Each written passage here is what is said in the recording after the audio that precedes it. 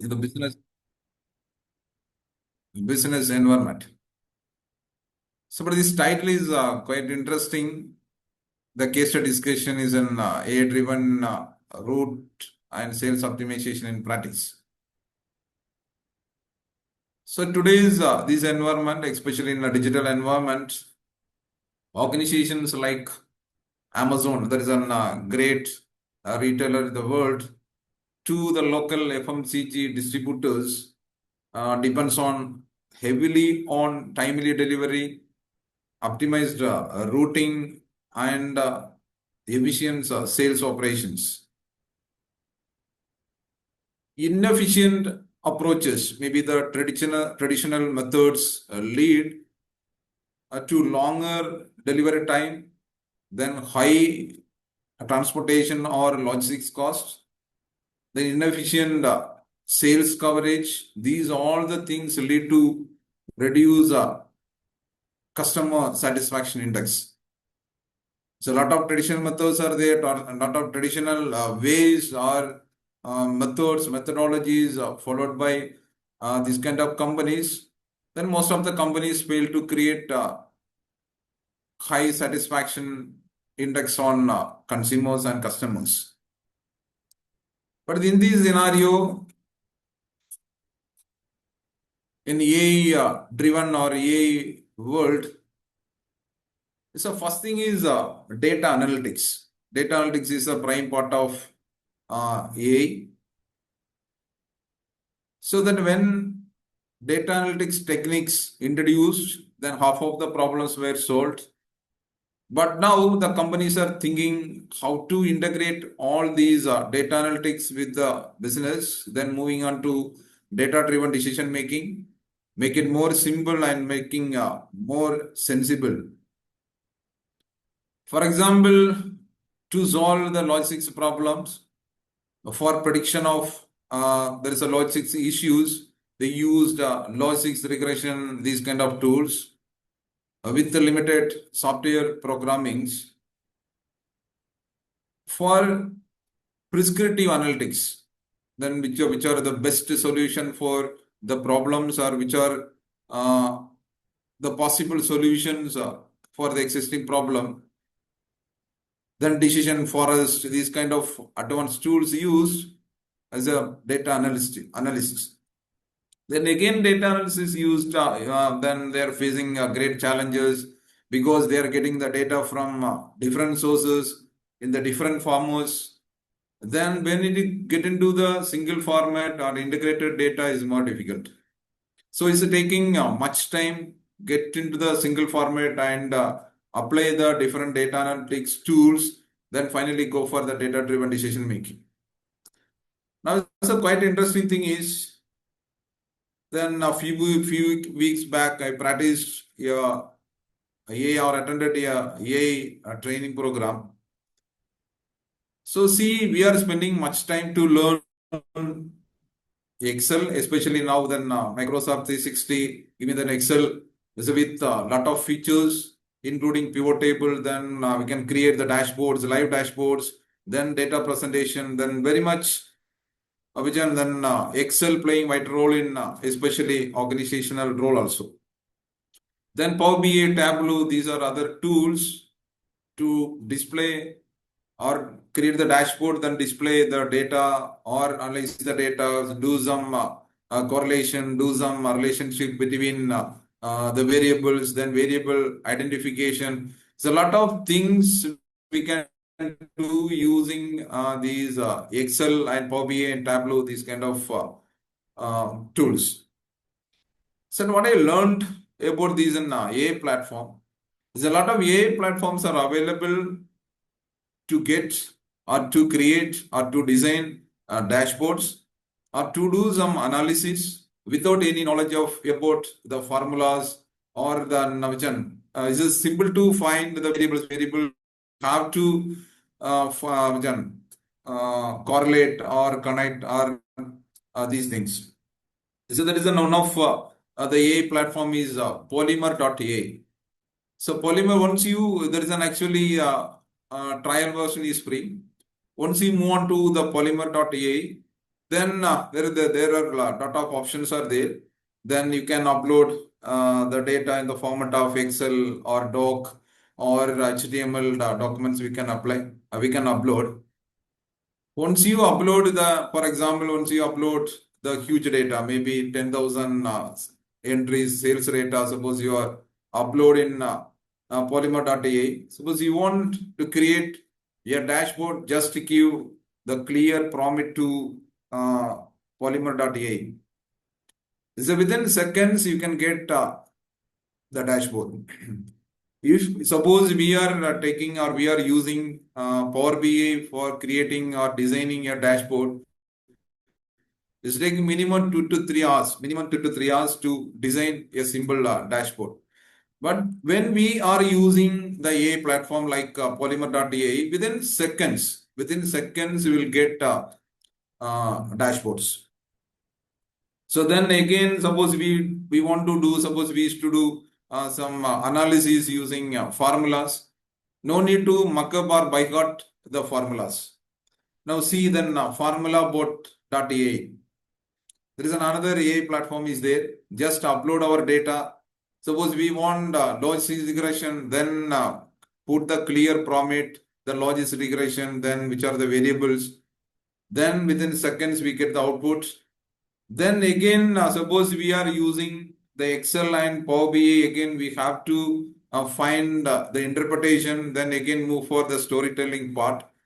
But when we are using the AI platform, generally is in the fingertip. Within seconds, we get the same AI platform, the storytelling or the interpretation of our data. So that make more easier for decision making. So then how to make prompts? This is also another question. Then again, the prompt hackers actually is a part of ChatGPT. The prompt hackers, another AI platform is there. Suppose we are using the prompt hackers that put one line prompt, then that give then elaborated prompt with the structure. Then just to copy paste into another AI platforms. Then we get clear data like which one suppose in polymer.ai. Suppose you want to create a dashboard, just create the profit using prompt hackers, then copy paste that prompt into polymer.ai. We get very good dashboard. So this is the scenario where we are living. Suppose we are talking about the Excel, Power BI, these are not outdated, but we should have some little bit knowledge about the Excel, Power BI or Python and these are the things. Then if we are using this kind of AI platforms, very easy to translate the data or interpret the data, analyze the data, then get interpretations. So then these are the short introduction about these AI-driven route and sales optimization in practice, then which are the tools are available, then we are going to discuss the few things I know. The day actually in online discussions, suppose you are extended 1.5 hours, 2 hours, then audience or the participants leave the platform, or some of the audience just switch on it and for the attendance, then the few are waiting for when they leave the feedback form to the chat box. Then I know very well about that. I'm also the faculty member working in an organization. I have the very good experience to attend the online program. So I will take a little bit time. Then for the discussion, hardly another 30-40 minutes. Then definitely I will wind up the session. The end of the session, we can raise your doubts. Then we will have some discussion. Is okay? Yes, sir, that will be perfect. Okay.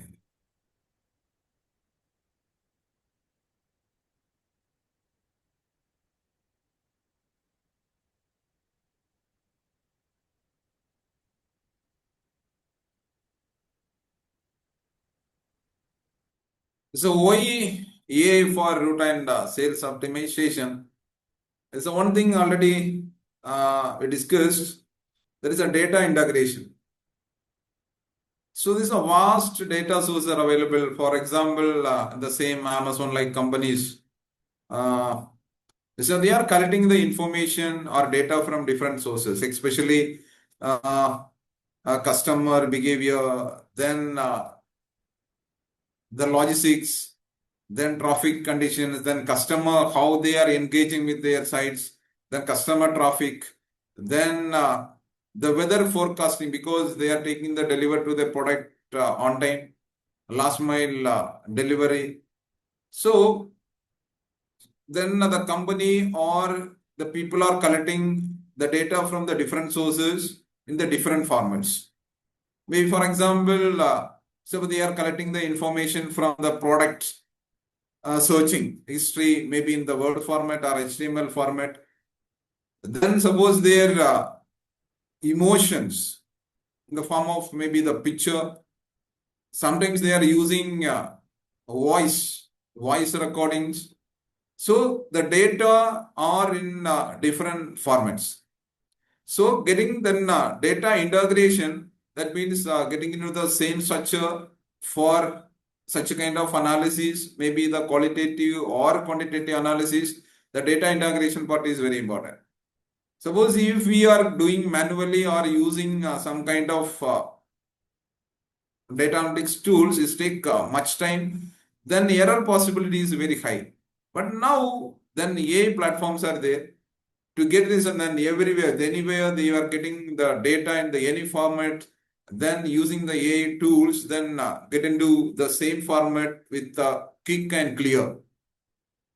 Then again, second thing is dynamic planning capabilities. The thing is, every second the things are changing. Every second the demand is changing. Maybe then consumer preferences are changing. Their searches are changing.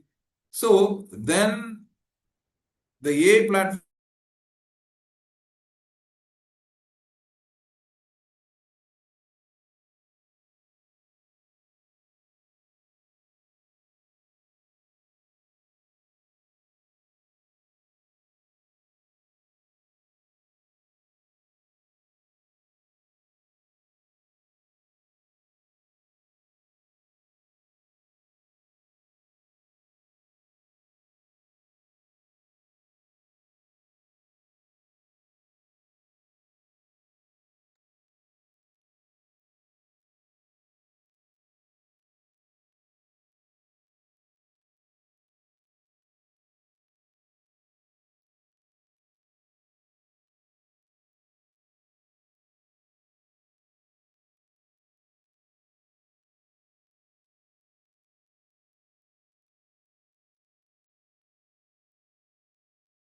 Sir, I think we lost you, sir.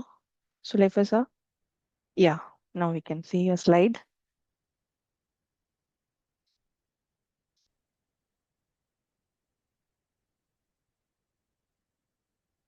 So please unmute. So you can, if any connectivity issues there means you can switch off the video, sir.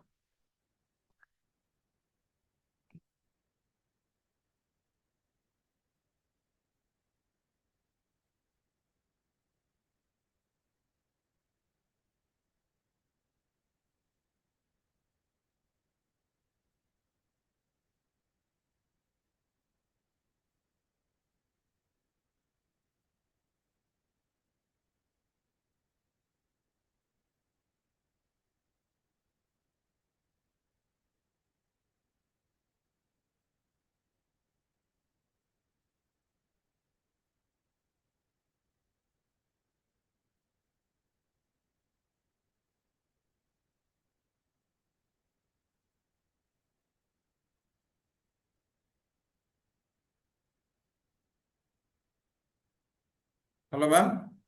Yes, sir. Now it's audible. Is okay? Yeah, it's okay. Sir, if connectivity issues there means you can switch off your video.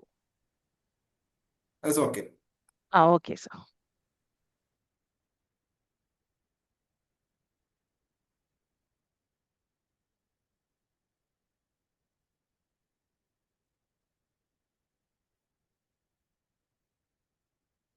So anyway, it's okay. Then the cost reduction. So we'll go for the another one. It's okay. It's one of the case study I've taken in SOURCE EA transformation journey. The SOURCE is one of the leading, actually, is a transportation company. So they are provided the logistics providers, especially in India. There is an waste management and resource recovery services. So Telangana-based company. It's one of the oldest company. Then they started to use AI for their operations from 2023. Which were the challenges they faced before using AI for their operations? The first one was inefficient truck routing, causing significant operational delays. They used different kinds of trucks for the transportation. There is a 32 feet trucks with a height of 10 to 12 feet of heights, then 15 to 18 tons, the capacity trucks they use. So then what happened for the transportation, then maybe the climate condition that interrupted a lot of problems in getting the time to deliver the product or ship the materials. Then also the safety risks, because they used the Google Map like softwares or the applications. Sometimes the width of the road or height of the road, then the bridge clearance also were the challenging for their transportation. Then the excessive fuel consumption because of unplanned route mapping. Then offload and less than full load, the capacity of trucks moved from their own destination to another destination. Then few trucks, then MP trucks. So these led the high fuel consumption, and that impacted to the profitability, overall profitability of their business. So then pure visibility into that fleet performance and driver behavior. So we know there is most of the drivers, they are taking the risks. Maybe then they are not much cooperating with the organization, that made a lot of problems, making delay and high cost and these sort of things. In 2023, SAR implemented, SAR installed the AI for their operations. The name of the AI is Next Billion AI.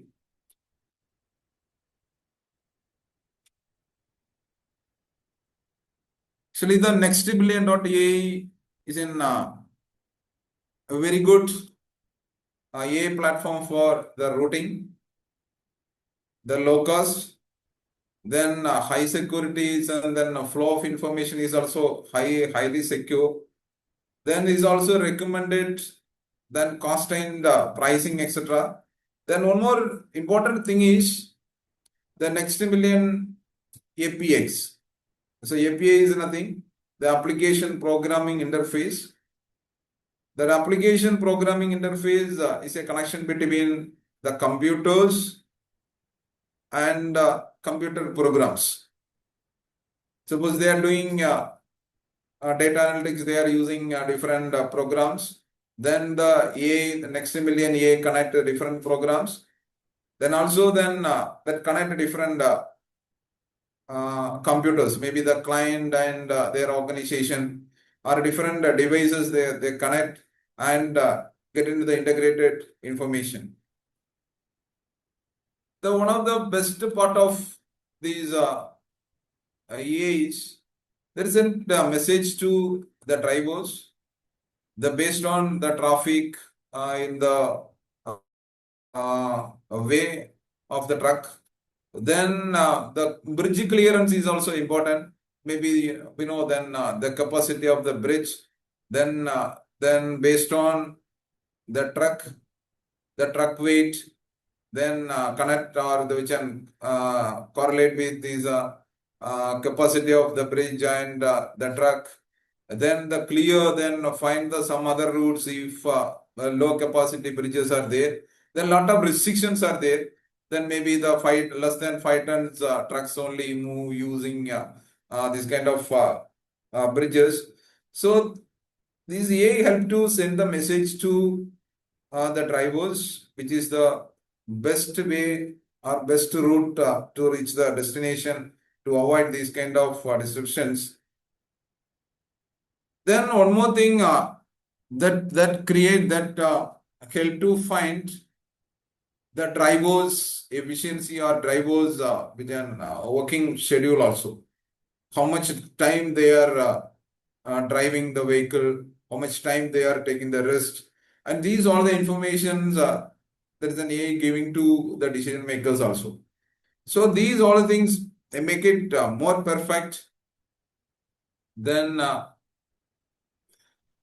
so these are working part of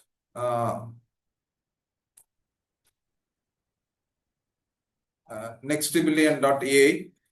This is a program like coding, then add their vehicles, then that we can locate these are the map, then based on then find the different routes, then their different destination. The green color, the spot is their destinations, how to reach it, then how to connect different destinations. So these all the information is given by this AI. So then what is the impact of, or what is the result of the implementation of AI? The truck specific routing, the algorithm account for vehicle dimensions, weight restrictions, then bridge clearance and road surface requirements to create safe and compliant routes. Then intelligence resource pairing, then geographic task clustering, and real-time constraint management. So these all the benefits of implementation of AI platform in the organization. Then which are the outcomes? The measurable outcomes are the delivery time reduce 22% reduce that time. So that make more efficient or more good in their transportation or delivery time, that lead to the customer satisfaction or client satisfaction. Then again, the safety improvement also rise to 35% because already discussed one of the issue was climate conditions, then bridge clearance. Then so these informations from the AI helping them to avoid these kind of problems, avoid the accidents or which are delays on these all things. Then the fuel cost savings, unnecessary route mapping or routes. So then they come to the perfect optimized route, then dramatically reduce their fuel consumption. The important part of these AI is the customer satisfaction. So these three factors, especially the delivery time reduction, then fuel cost, then the safety improvements, these all are enhanced the customer satisfaction. So then here they used next billion.ai. There is a platform. There is an AI platform for their operations. It's not only then next billion.ai platform is available. So see then Google route optimization is another one. AI platform is there for perfect routing and scheduling for their logistics or transportations. Then Route for Me is another AI platform is there. Route for Me is also then best for the optimum utilization of their transport resources. Then Optimo Route is one of the famous or familiar AI platform for this routing and these all things. So companies based on the nature of their products, nature of their transportation system or logistics system, so they are going for these are different AI platforms. The few AI platforms are very costly. but there is an next billion and Google route optimization API. These are nominal pricing packages. So see one more thing, this is an AI powered route optimization, how this works. One first thing is the three things are important. One is first one is a major part of the AI. One is the data integration. Data is the primary part of AI. The AI works based on the data. The data analytics also based on the data. Maybe the data analytics is the first part of AI. Then the suggestions or the recommendation for a decision making only based on the data analytics. So first one is a real-time data integration. Maybe then the different vision format of data, then first then integrate the data and get into the same format, do for the data analytics, then continuous recalculation. Once the change the data or change anything happened in their plans, then they recalculate and for example, just see the Google map when we are traveling to maybe the Cochin to Trivandrum. Suppose in the ordinary way any traffic problems are there, definitely they suggest some rerouting. So then AI gives a more optimum solution for these kind of situations. So because of the continuous recalculation of what is happening in and around, then final one is a predictive accuracy, then clear solution for each and every part of the decision. So for example, the DHL, so we know very well about the DHL, that is a logistics company, the worldwide, they are doing their operations more than 220 countries, US-based company. So they are having it's all form of transportation, freight, then sea, then roadways. They're based on the nature of the product, based on the distance they have to transport. So here, what they are doing, their vision is, or their intention is, how humans and AI are working together in logistics. So they are using robots and cobots in their operations. So we know that robots means there is a highly predictable only the robots working in structured environment. Then cobots that can be partly mechanized but need oversight from the humans. That is an cobots are more human friendly, but the instructions from the human. So here robots, cobots and humans are working together to reach their destination. Actually, this is their objective of DHL. So they are using different AI platforms for different operations. So what the result of that DHL? The now there is an 90 to 95% accuracy in delivery time predictions. Suppose they are promising the 7 days or 5 days or 10 days, this may be based on the AI predictions, based on the climate conditions, weather condition, maybe the traffic, maybe then one country to another country, a lot of regulations are there. Then consider these all the things that the AI go for the data-driven solutions. So now the predictions are 95% are accuracy. Accurate information or accurate information are getting from AI. So that is what is the result of that. Then they can be reduced fuel cost. Then the first attempt success of their product delivery. So these all the benefits of AI in DHL.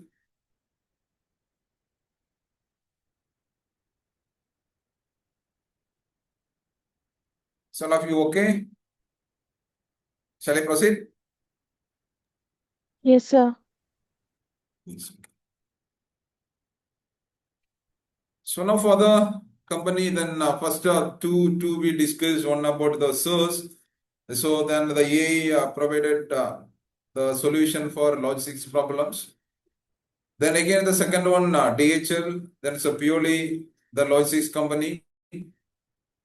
So then worldwide they are doing operations in more than 220 countries and different formats, different mode of transportation. Again, the AI is giving some more accurate information to them. Then they are working based on that information. I want to see Coca-Cola. So then also then there is an AI-driven sales forecasting and marketing transformation. Then they are using AI for the sales forecasting. Actually, it's a huge challenge before these kind of companies. Maybe the Coca-Cola and Amazon companies are facing the huge challenge in sales forecasting. So here now there's an AI giving some more accurate sales forecasting or demand forecasting their product and services. So Coca-Cola, we know there is an US-based company. They're having around 200 brands, then their operations around 200 countries. So depends the weather condition, their promotions are changing based on the customer preferences, their purchase history also, they're changing their strategies and personalized customers offers and discounts they are providing. So here the one thing is they are using DALI. DALI is one of the AI platform. Then again, they are using OpenAI is a part of ChatGPT. The DALI for actually is a neuro-linguistic programming. There is an added with that one.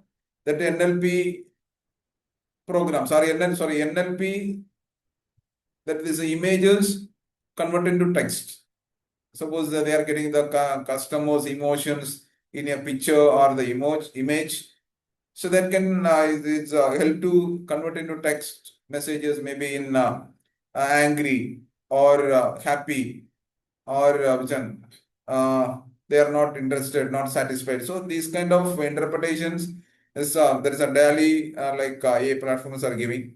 So then the Coca-Cola company is using this both is OpenAI and DALI for their operations, especially the customer emotions or customer level of satisfaction their product and services. So there is a global leader. So got very good success in that AI implementation in their process, especially in sales forecasting. The enhanced forecasting accuracy, AI import demand planning improved forecasting accuracy from 70% to an impressive 90%. There is a huge improvement in their accuracy in the forecasting because they used in 70% or they struggled with another 30%. They made to a lot of losses and problems. But now when they started to use AI platforms in now, then accuracy level is in 90%. So based on that sales forecasting, they are maintaining inventory and transport their products to different their hubs and outlets. So because Coca-Cola utilizes AI platforms to analyze a vast amount of data collected from consumers' interactions across digital touchpoints, includes purchase history, their social media engagement, then location, different locations, the weather conditions. So consider these all things. Now their accuracy level is 90%. Then machine learning sales impact. A lot of machine learning tools are actually available. Then PyTorch, then TensorFlow, then Azure. So this kind of machine learning then gives a more accurate information then especially in the patterns, consumer patterns, seasonal trends and market dynamics resulting an 80% sales boost. Then 90% their forecasting accuracy reflect in their sales that enhanced the sales in 8% also. Then marketing campaign optimization, then AI-driven targeting, content personalization, increase consumer engagement rates. and contributed to a 15% uplift in sales revenue through more relevant and timely communications.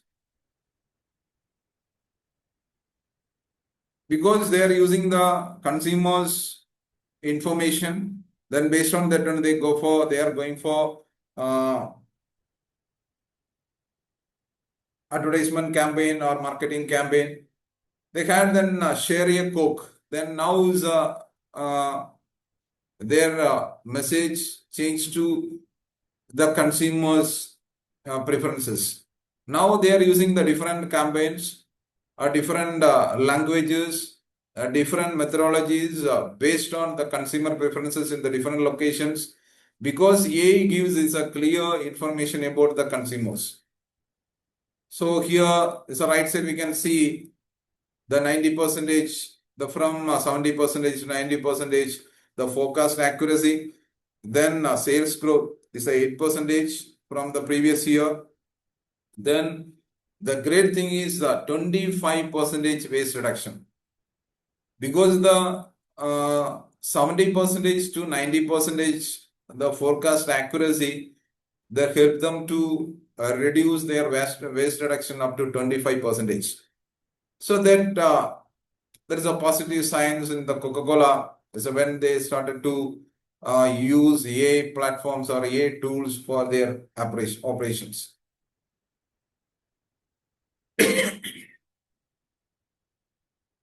So one more thing is the last one we are going to discuss about the Amazon. We know that Amazon is a greater platform, online platform. So world's number one online marketer. So their sales efficiency increases 15%. Then document proven that the 2025. Then delivery time reduction also is 30%. We know very well about the Amazon operations.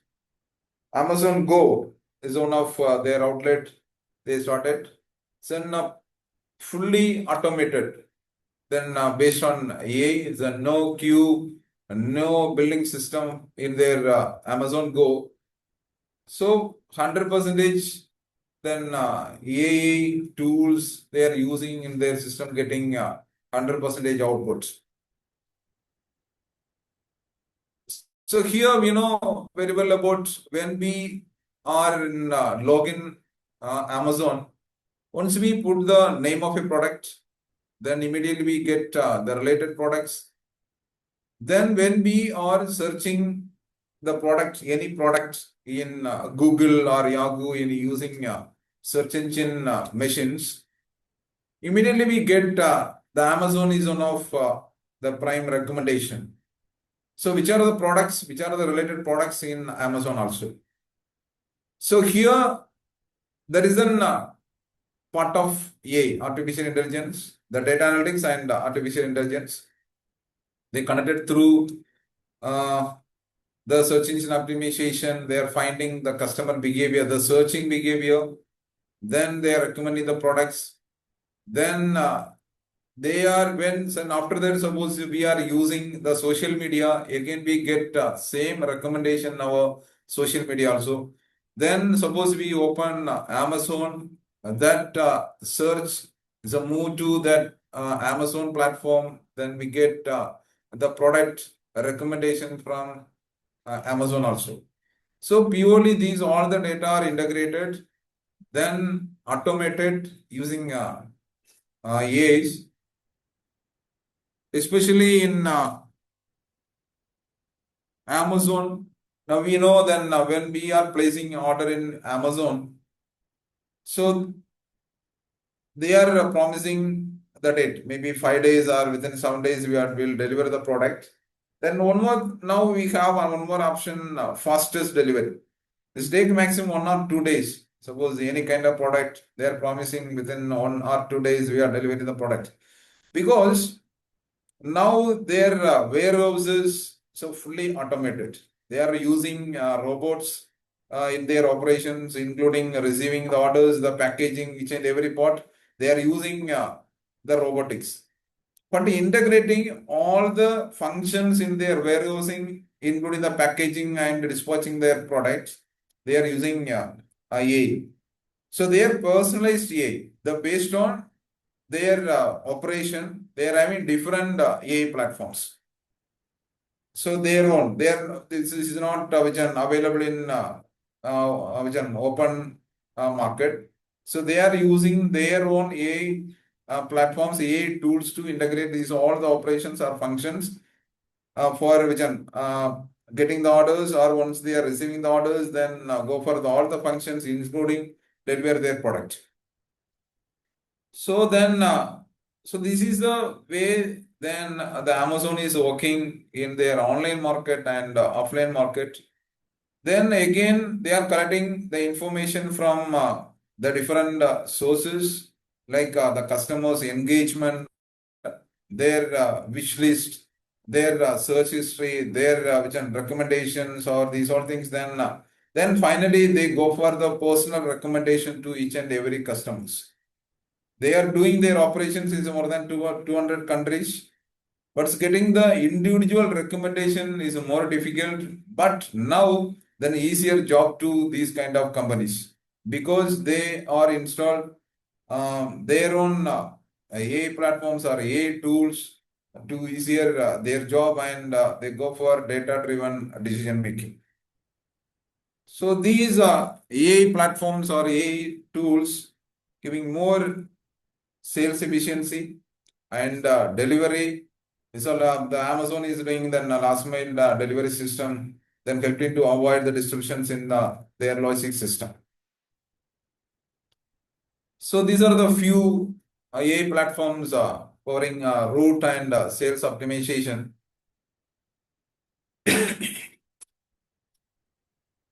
So one of the thing is Salesforce Einstein. The Einstein is the scientist name because there is a new one they invented by the company. So the Salesforce Einstein AI, there is a leverages machine learning, then NLP, neuro linguistic programming, and predictive analytics to analyze the vast amount of data. Vast amount of data from the different sources, maybe the historical data, current trends, then some other external factors, maybe competitors analysis, the pricing system, then opportunities for their product, then so these all the information, the vast information that collected and processing, easily processing and giving the clear information to the companies.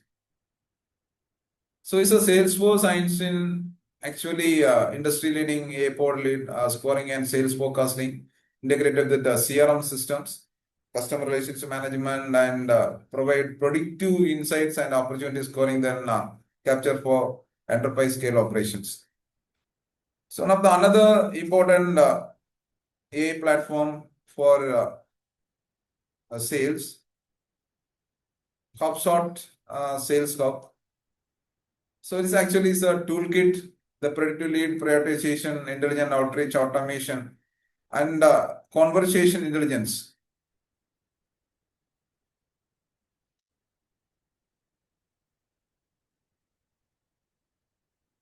So it gives an maybe we are generally using the chatbots and conversation, maybe the video conversations. So these HubSpot Sales Hub help to convert these all the information into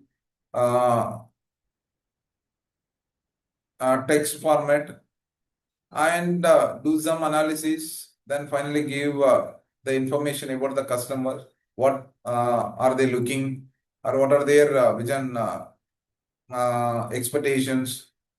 So it's help to the salespeople to promote their sales and create the leads, and also so another one more AI, the leadbeam.ai. So this is a specialized AI driven route planner for grammatical reducers drive time based increasing daily customer visits. Then optimize field sales strategies with listening algorithms. Actually, that leadbeam.ai integrates voice AI with image and location intelligence.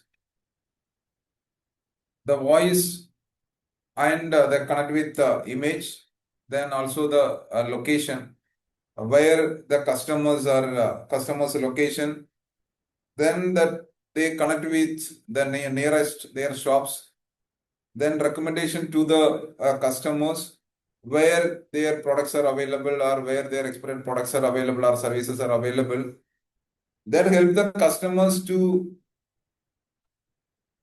reduce their transportation cost, then also then help the salespeople to reduce their transportation cost because then find then both locations. Then the consumers conversations or then the images are also converted into their decision making systems. The next billion.ai already we discussed about next billion.ai. There is an connection between that is actually they are using the API application programming interface for routing these all things, then making schedule for their transportation, especially for trucks and these all things. So then advanced APIs are specifically designed for truck and heavy vehicles route optimization. The handles complex logistics constraints including vehicle specification and regulatory compliance requirements. Then final is our one more platform name is forecastio.ai. Forecastio.ai actually the machine learning based sales forecasting platform achieving up to 95% accuracy in sales forecasting. So they are using historical patterns and these all things. Especially when we come to these working of these are all AI platforms are tools based on data. Then is the purity of data is more important. The sources of data are more important. Then data analytics tools are more important. And now what is happening? The AI tools are integrated with these all things. Information, then data analytics or data analysis or data structuring, then decision making. So all are working together. So no need to worry about the collection of data because the data sources are connected with the AI tools or AI platform. Then data analytics tools, including the machine learning tools, are connected with AI platforms. So then data structuring or data cleaning process, these all the things are done by the AI tools. Then based on the nature of the business, their operations, they go for different kinds of or different types of AI tools.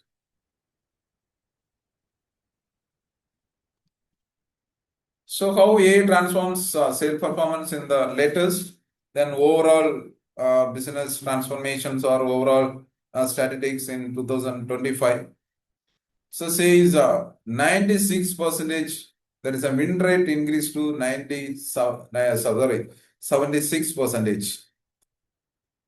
A regular experience dramatically higher win rates through improved targeting and personalization strategies. Amazon-like companies already they claimed the increase in their sales or win rate is also increased. Then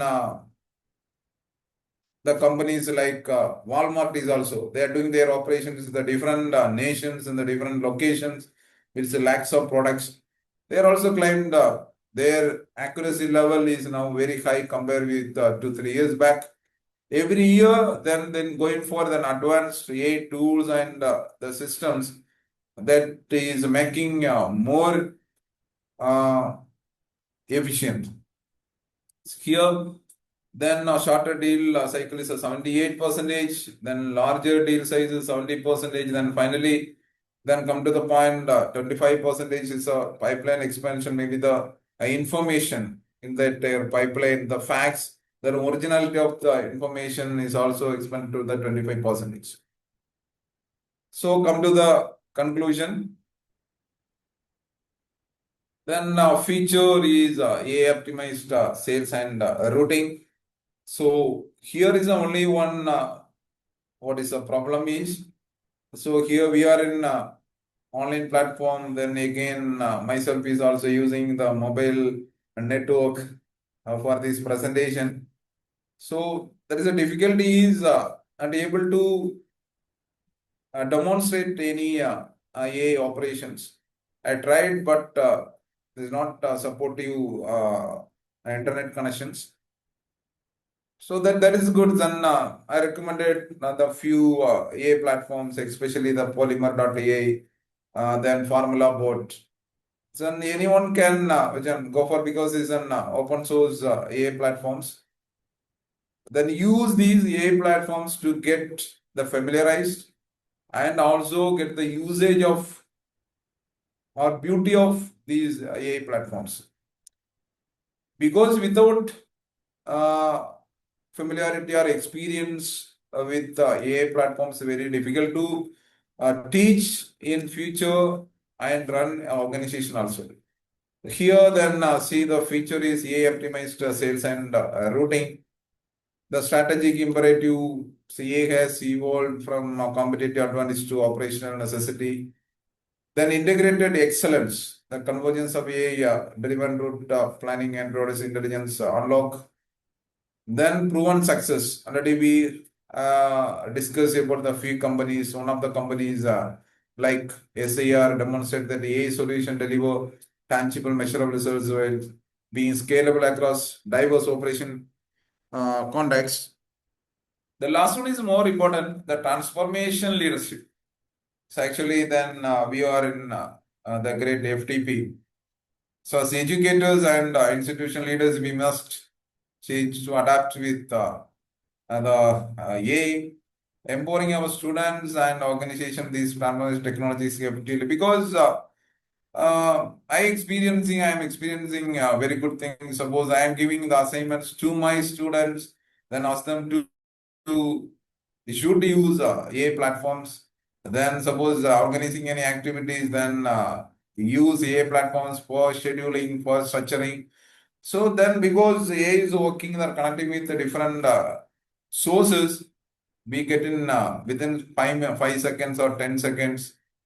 Then one more things already I shared my experience. I attended program few AI platforms, especially formulabot.ai, then polymer.ai. The polymer.ai is the help to create a dashboard. So I spend around 2 months time to learn the Power BI. Now very easier to create or design dashboard using polymer.ai. Just import the data, maybe in the form of Word or image or HTML or Excel format. Just import the data, then give the clear prompt, then get the dashboard within seconds. So these are the platforms are available for teaching and learning, then also improve our experience in these all the stuffs. So okay, thank you.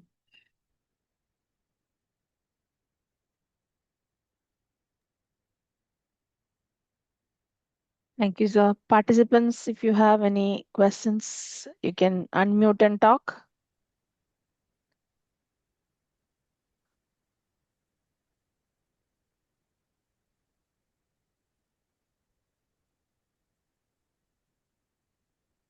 We can use the chat also.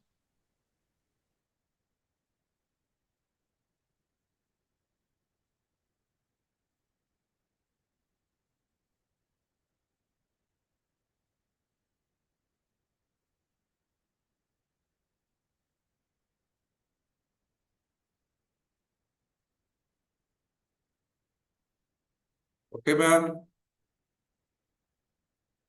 Shall we conclude? Yes, sir. Yes, sir. I think somebody has something in chat.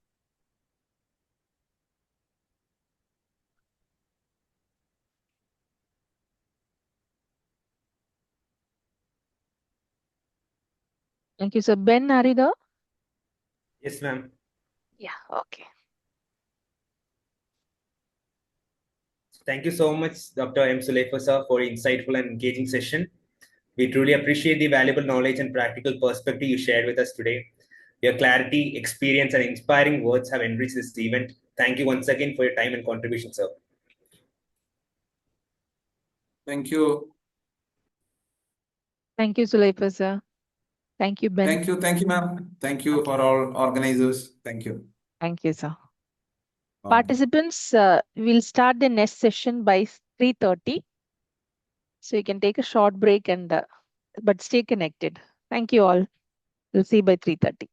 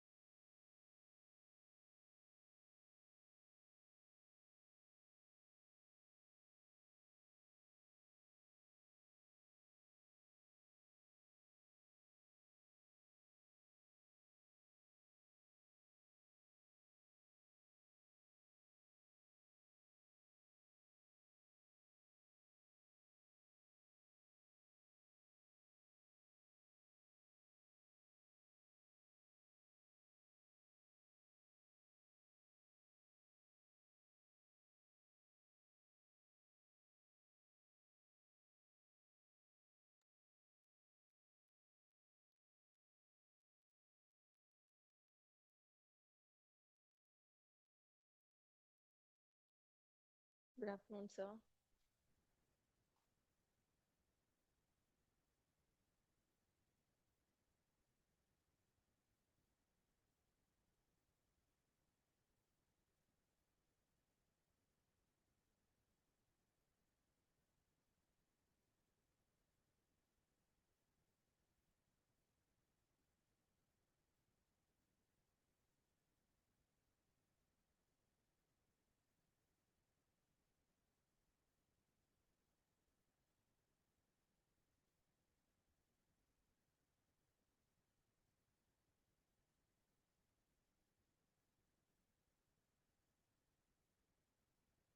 Ben?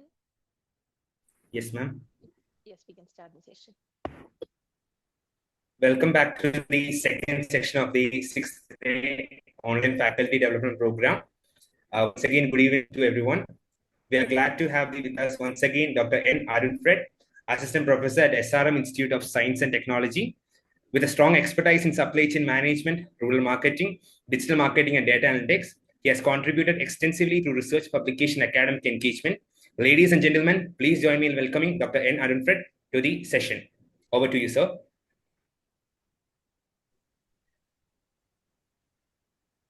Thank you, Ben. So once again, I welcome you all for the FDP program. Also, I thank the management, ACMS, for inviting me again for the second session. So I will share my screen.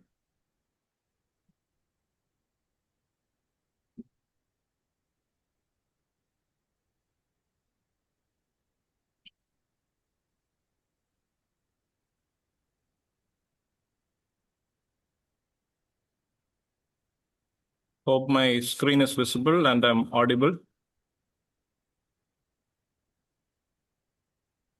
Yes, sir. Am I audible? Yes, sir. Yes, sir. Yes, sir. The screen visible?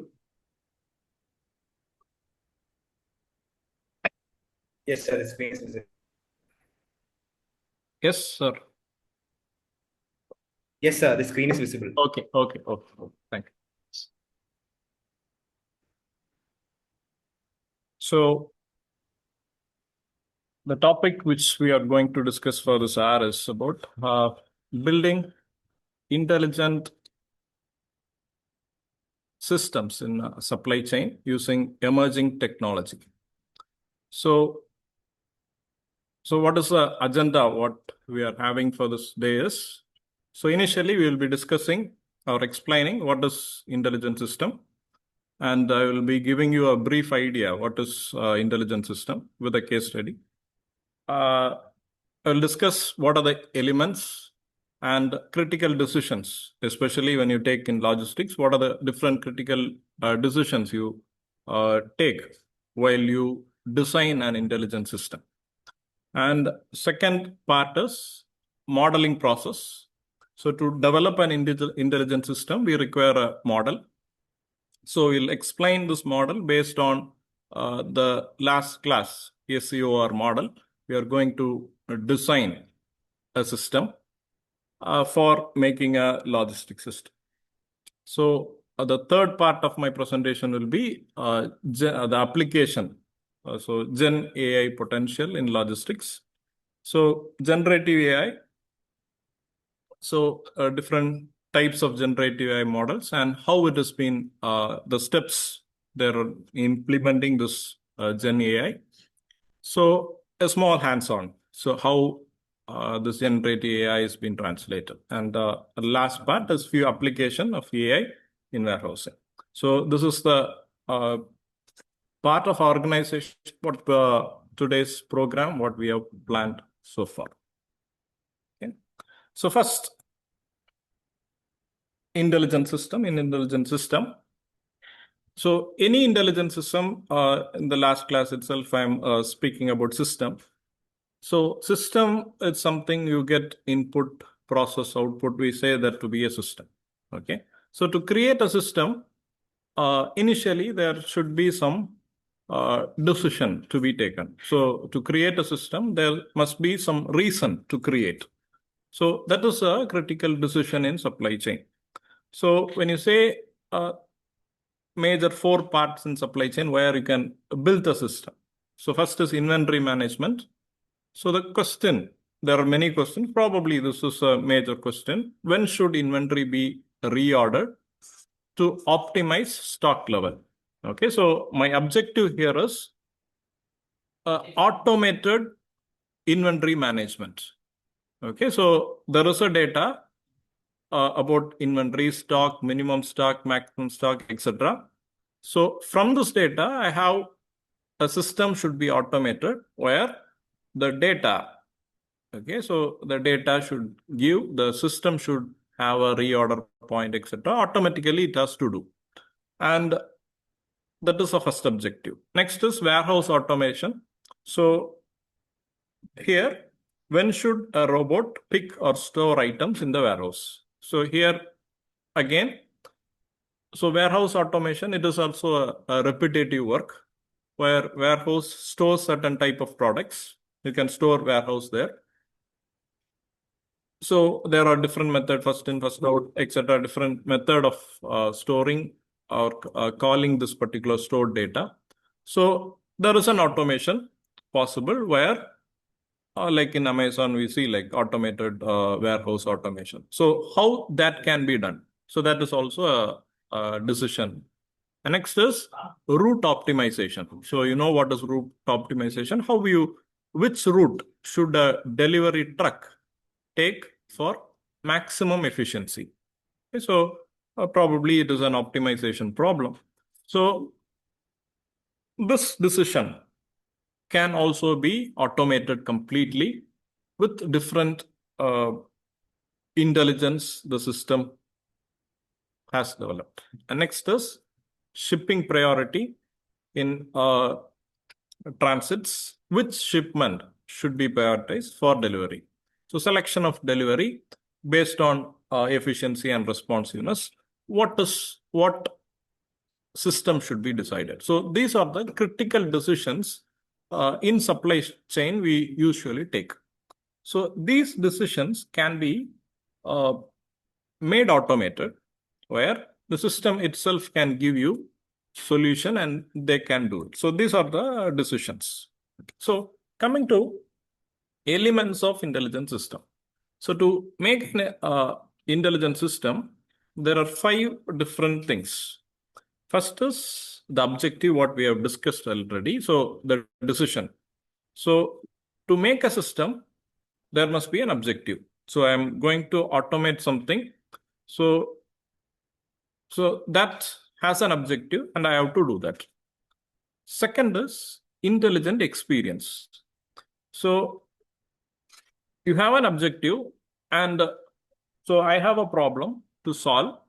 So how do I solve? With my experience, with my intelligence. So I have gained certain knowledge. So I do solving based on that particular knowledge. And I develop a system so that intelligence is inbuilt to that particular system. And next, intelligence implementation. Once I have developed a knowledge to the particular system, then I have to implement it. So it should act accordingly. So when there is a problem, it should automatically give solution. That is implementation. And intelligence creation. Once it is implemented, then there new issues will come.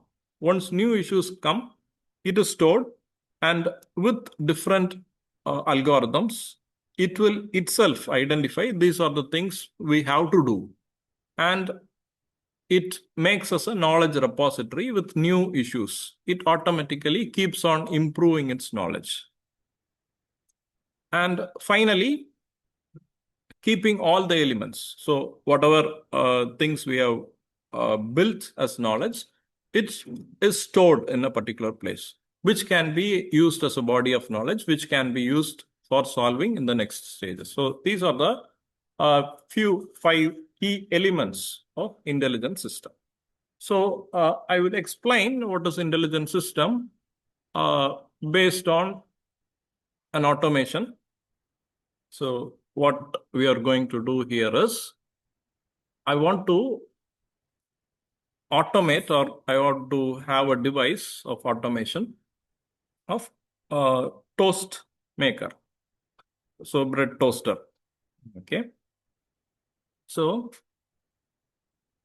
here, this toaster should be automated is my task. Okay. So here the problem here is a different bread. Okay, so we are toasting bread. So each bread has different quality, different quantity, different size, etc., etc. So based on the size, based on the quality, the heating, etc., has a different thing. And customer taste. Some expect more toasting, etc., etc. So it also changes. So I have to devise a toaster so that it should satisfy the customer, and also it should map the raw material, that is bread. Okay, so these are the challenges for making a design particular thing. So nowadays we have a manual toasting where if too much of heating is done, it is going to be out, which is of not use. So if it is less toasted, you don't get more particular thing. So refrigerated bread, new product of bread which is coming. So everything, a system which I develop should be able to toast it. Okay, so this is a challenge.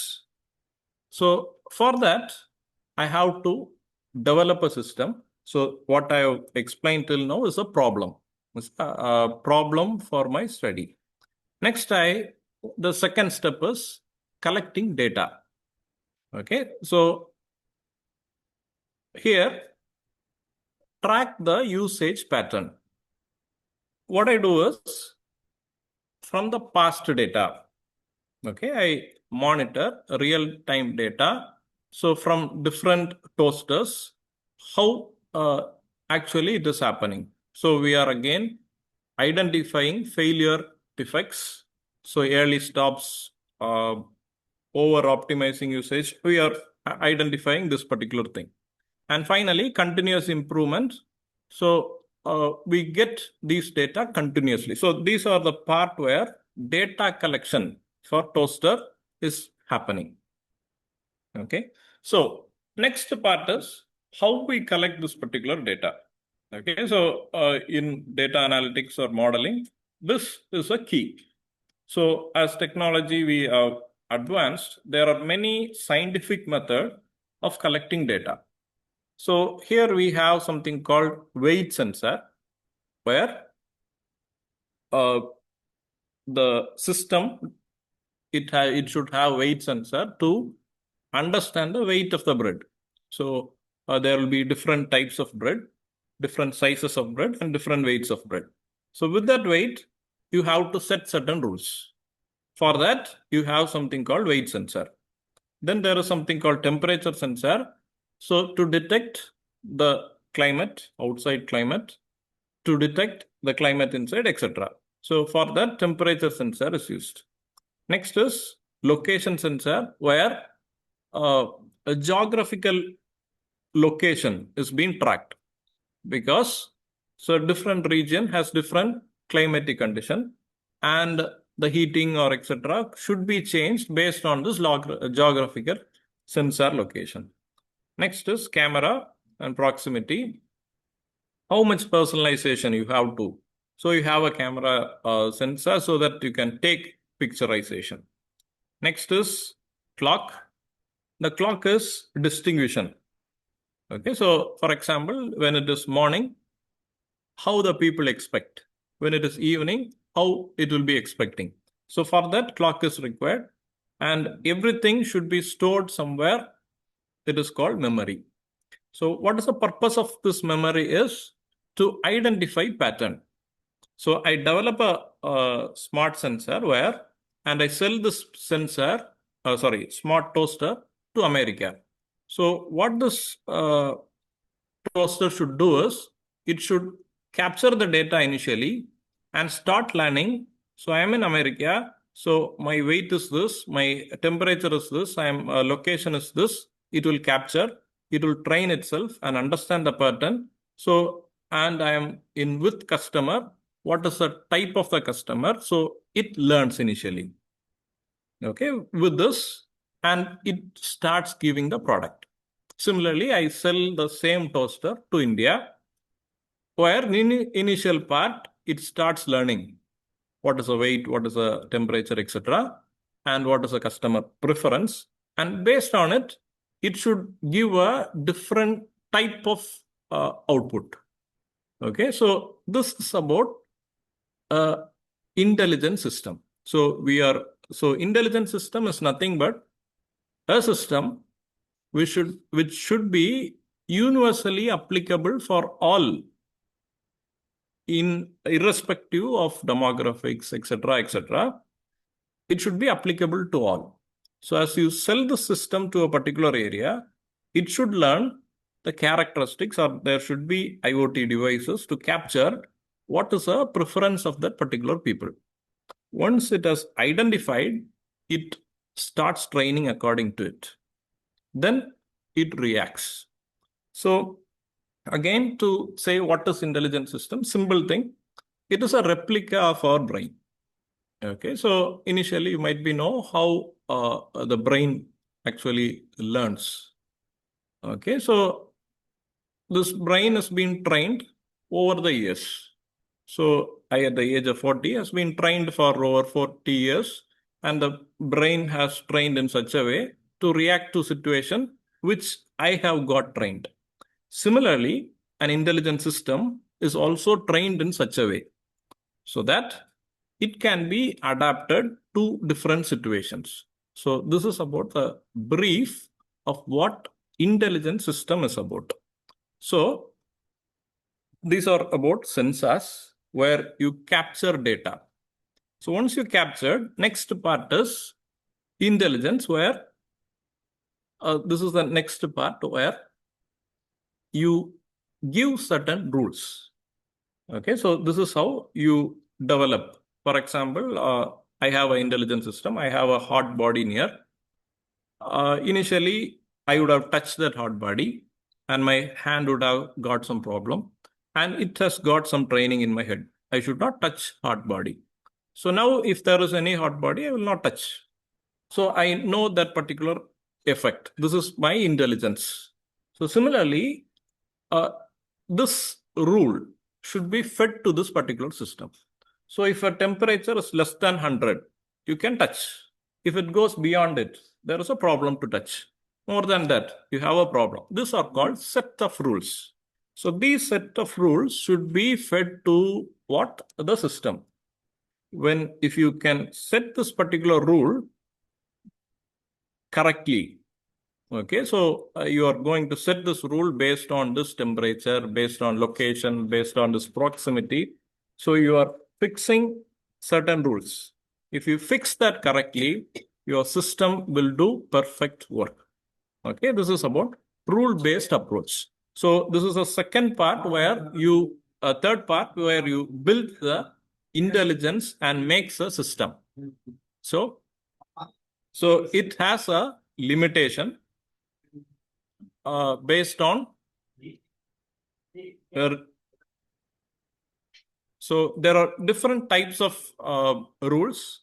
So we do these rules based on weight, temperature, location for this particular example. Okay. Next is toasting with machine language. Okay, so there is a machine language, machine learning. So how it learns. Okay, so we have trained the system or we have given different rules, regulations, etc.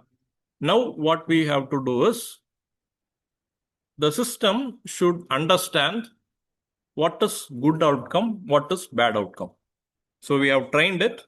So in India, there is a separate type of outcome. So in America, the outcome will be different. Okay. So based on it, you sell the system to India. So the outcome will be different. If you sell the system to another particular thing, the outcome will be different. So based on this outcome, you are differentiating and the system should itself understand this and it should take different reactions based on this. So this is about the training of data. So what is this training of data is? So an intelligent system should be trained with huge set of data or huge set of parameters. So when you give a huge set of parameters and if it is trained perfectly, then you say your system is a good system, which can adapt to different situations. Okay. So hope you understood what is machine learning and how machine learns. Okay, so now coming to the next part of my presentation. So modeling process. So how to build an intelligent system. So this will be dealt based on supply chain aspect. Okay. So why model is important? And so we are in a automated era, or we are into the process of complete automation. So throughout, so for example, industrial 1 has certain type of automation, 2, 3, 4. So we have now in IR 5. So where this automation is purely we are automating our brain. So whatever our brain does, it should system should do it. So for that, the major or prime thing is called a model. So we can say our brain to be a model.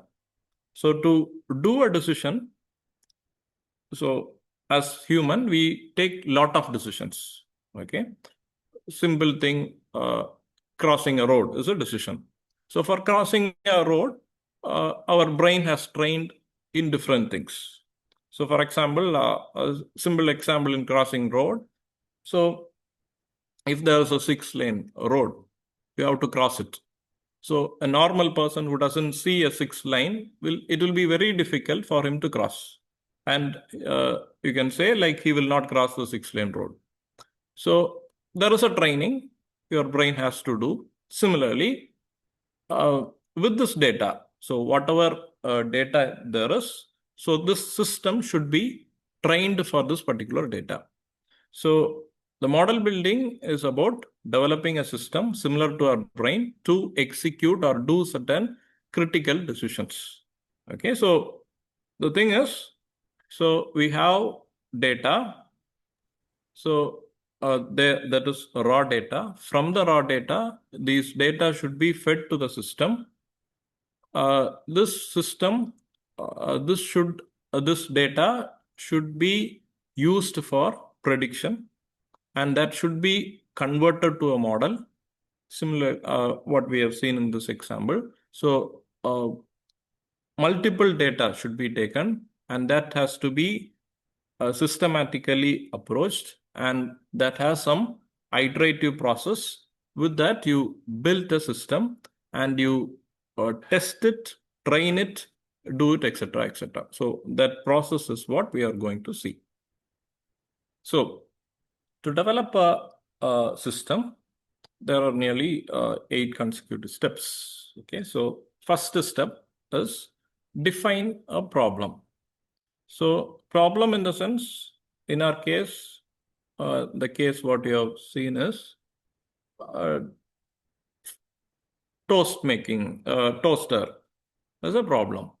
So this is a thing what you are going to automate, or you want to cross a road. That is a problem. That is what you are going to automate. So driverless car.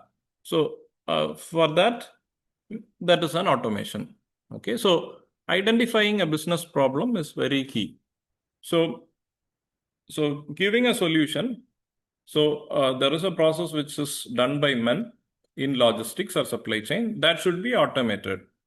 So as a company, as a business, you must know which process we can automate. Okay, so normally when you say if there is a process which we do repetitively, the automation process is easy. Okay, so if it is a complex organization or high-end organization, we can go for more level of automation. So based on our business problem and statement, we go for automation. So first is there are 4 W's which we answer or which we ask in a organization. So to say this much part of automation is we are going to have. So first is why. So why we want to have an automation here? Okay, for example, we are doing a process man-made and it costs something. So I am going for an automation here. So the cost will reduce. That will be a reason. Or I do a process which is not accurate by my employees. I should change that to machine so that my efficiency could be improved. These are the answers for why. Next is what. Okay, so observations. So you have some issues. Okay, so highlight the observations. Okay, so you do some repetitive task. Okay, so you are going to automate this. You observe it. You record it. Okay, so number of we have something called in ergonomics principles. So time study. So from that you record what are the observations we are doing.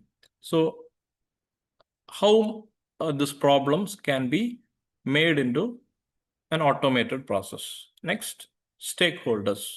Who are the stakeholders who would be affecting out of this system or out of this automation? So whether that is needed or not needed, and what impact you have. So you have an organization. If it is required, if it has a great impact, you go it, or else it is not needed to go for an automation, because So developing an intelligent system is not a cost effective thing. It incurs a lot of cost. So based on it, you go for automation. So a similar repetitive type of jobs, you can go for automation, which cost less. So this is about defining the problem. Once the problem is defined, then you go for gathering data. Second step is gathering data. So to develop a system, there must be data. Without data, you cannot train or you cannot test a system. So this is the SEOR model which we discussed in the last class. Okay, so SEOR supply chain operation reference model, we have plan, make, deliver, return, and enable. So these are the different parameters of SEOR model. So here, when you implement this SEOR in an organization, you have certain data. So these are the data we have. So this is the cloud storage, data storage, which is a central point. So you get data from different stakeholders and it can be stored. So for example, you have a truck to deliver product, to receive product. So the truck has GPS, transportation, autonomous transport, etc. So they give data and this data is stored in cloud. This is a data. Next, inventory. So inventory has a different tracking device. So for having the levels of inventory. So these different IoT track the stock levels. That is also a data which you can store. Next, predictive analytics, environmental related sensor for ESGs. So that can also be stored, that also has data. So these are the different types of data sources, data points where automatically data is stored and collected and stored there. So now SEOR, in SEOR model, there are certain questions to be asked. How process interact, how they perform, how they are configured, skills of staff operating the process. So these are the things SEOR model has. And if you want to automate this, these are the questions you should ask. So if you are having a process automation, the first, how process interact, that is a question you have to do.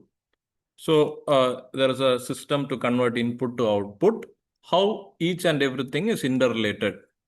So what are the different things they have, and then how they perform. So you have some KPIs, how do they perform, and how they are configured. What is the link between one and other, and then skills of staff. Okay, so these are the questions you are asking there. And based on it, you have 4 parameters in SEOR. So first is performance, practice, people, and process. Okay, so first component, there is performance. So these are the indicators which we explained in the last class about reliability, responsiveness, agility, cost, and asset management, where you measure the different performance indicator of SEOR. So this is an data collecting point. Next is second component about the process. So in process, you have plan, source, make, delivery, and return. So there are different processes involved. So you have to collect data here from different area. Okay, so there are multiple levels. You have 3 levels that we discussed in the last class: strategic, okay, tactical, and operational level of data collection. And third component is about practice. So here there are 3 different types of practice. SEO or practice, green SEO or practice, and risk management. So SEO or practice, what we discussed already about reliability, etc. Green SEO is about environmental aspect, how you preserve the environment, what are the indicators you do for protecting that particular, and finally risk management, how you manage that particular risk. And the fourth component here is about the people. Okay, so how your organization is and what type of skill the organization people have. So this is also a data where if your organization is of low level of skills like novice and beginner, then the automation is very easy. So if your organization is based on expert, then your automation is a bit difficult. Okay, so these are the touch points where you gather data. So this is about second step where you collect data. So gather data is a second step in your particular thing. Third is future engineering. So this is an engineering area where you set certain rules. So these are the, this is your model.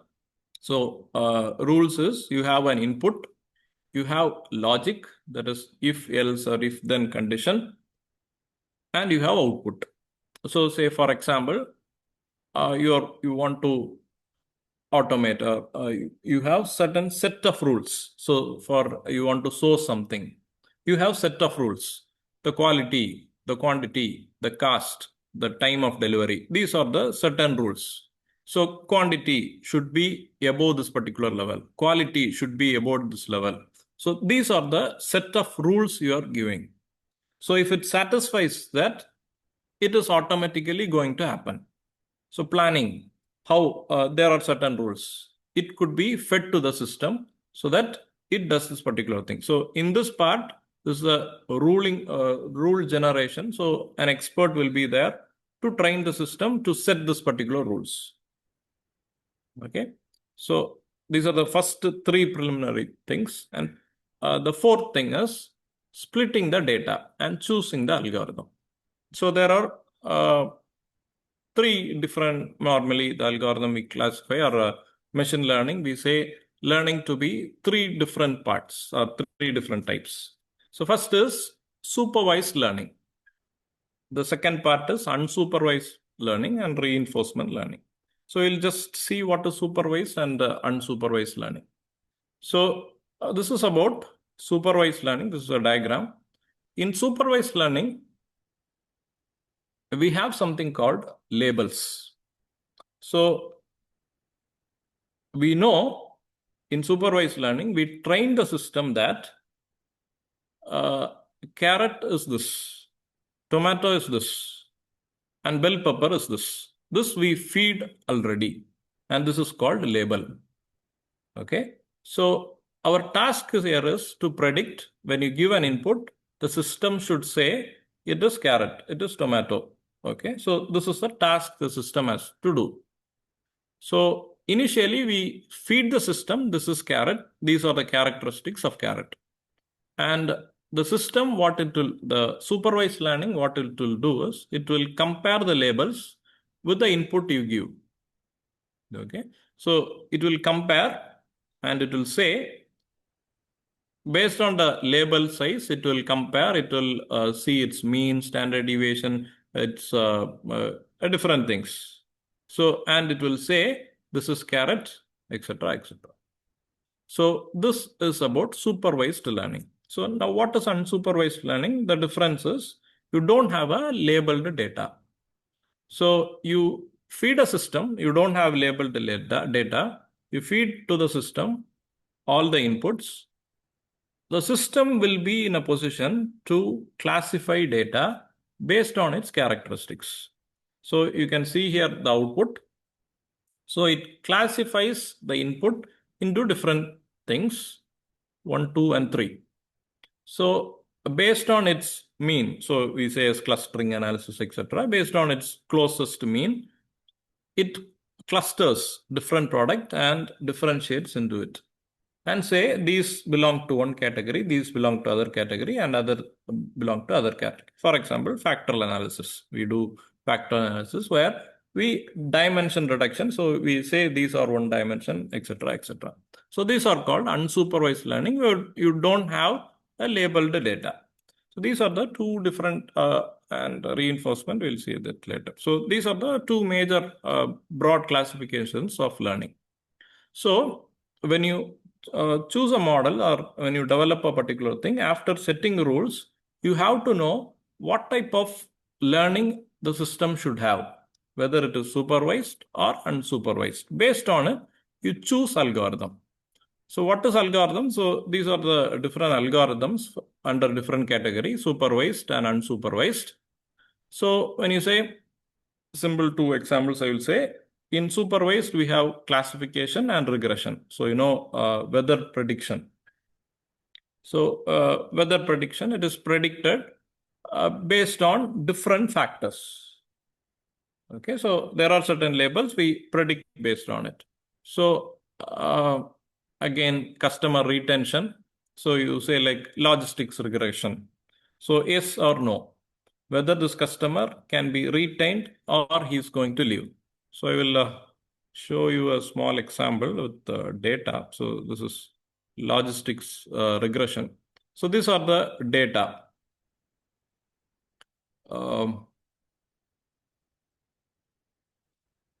So I want to know whether a product, a customer will return or stop buying. So I record all this data. So what is this? Phone service, yes, no, contract, paperless billing, payment method, tenure, monthly charge, total charge. So these are the data I get. And then I say whether he has churned or not. So this type of data is called labeled data. So from the company, I get this particular data. So with these are the different parameters, I train the system. So phone service, etc. So these are the parameters I train the system, and outcome is this particular churn. So it makes a diagram and it say yes or no. Finally, when you train with this particular data, the system will come to a conclusion. So with what X and Y, who will stay, who will leave. So now you say a new data, you give a new customer, is coming to your company. So you give all these data to the particular system. The system will tell whether he will leave or he will stay. Okay, so based on it, the company can do different analysis and give suggestions. So this is how in marketing aspect, a different machine learning works. Okay, so this is about different selection of different machine learning. And once you did this, you train the model. So what I have explained is training the model. So with major data set, which I have shown you, with the different data sets, you train the model saying with these parameters, he will stay, he will leave. So more, and if a good system will have more parameters and it will be tested with more parameters. And if it is tested with more parameters, you get more optimum result. So next step is evaluating the performance. Once you build this particular model, now you are going to test with the new data, test data. So test data is what I said. So a new customer, you select a customer, 5 customer, you apply this model, you find out whether he will churn or not. And if the decision is true, your model has predicted correctly, then you say your model is good.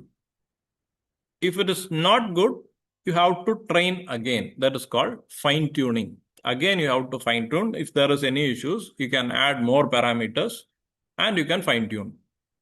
Now you interpret how this is happening and you deploy. So this is the step in forming or modeling a system or developing a system.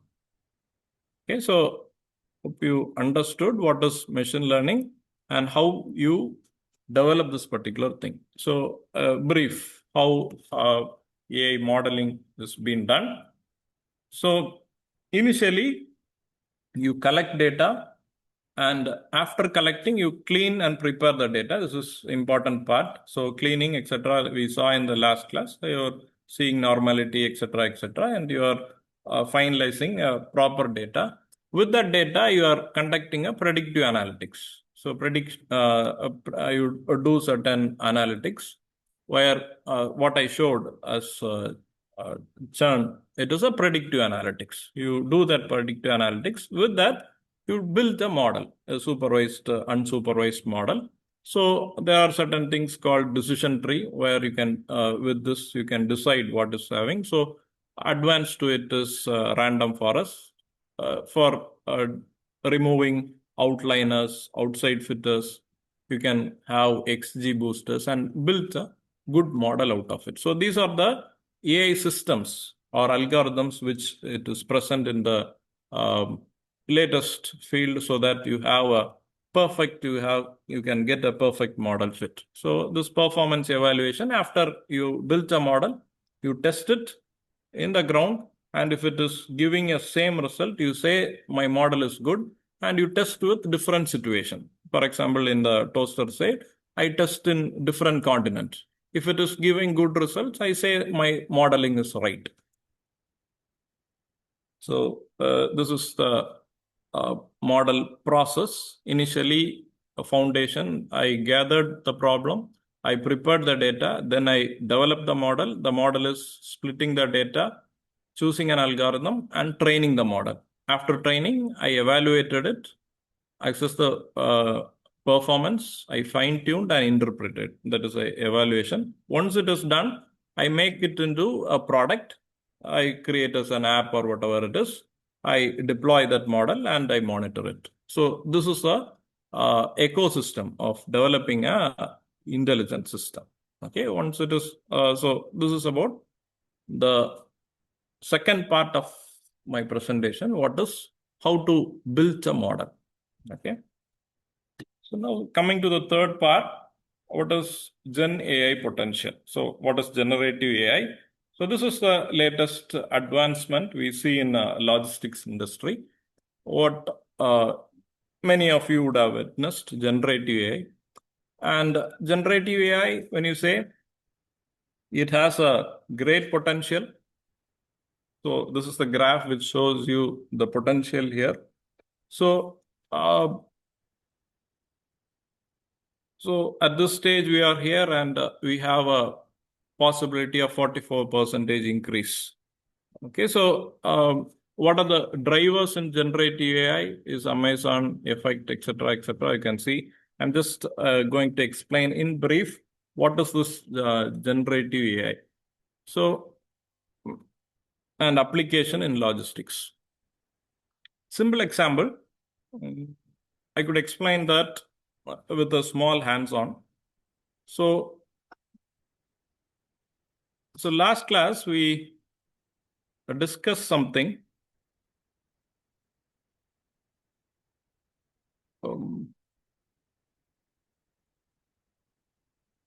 We discussed something about descriptive analytics. Okay, so this is descriptive analytics, and we were discussing its interpretation. So what I do is, I go to ChatGPT, just copy and paste it, and I am asking it, give me interpretation.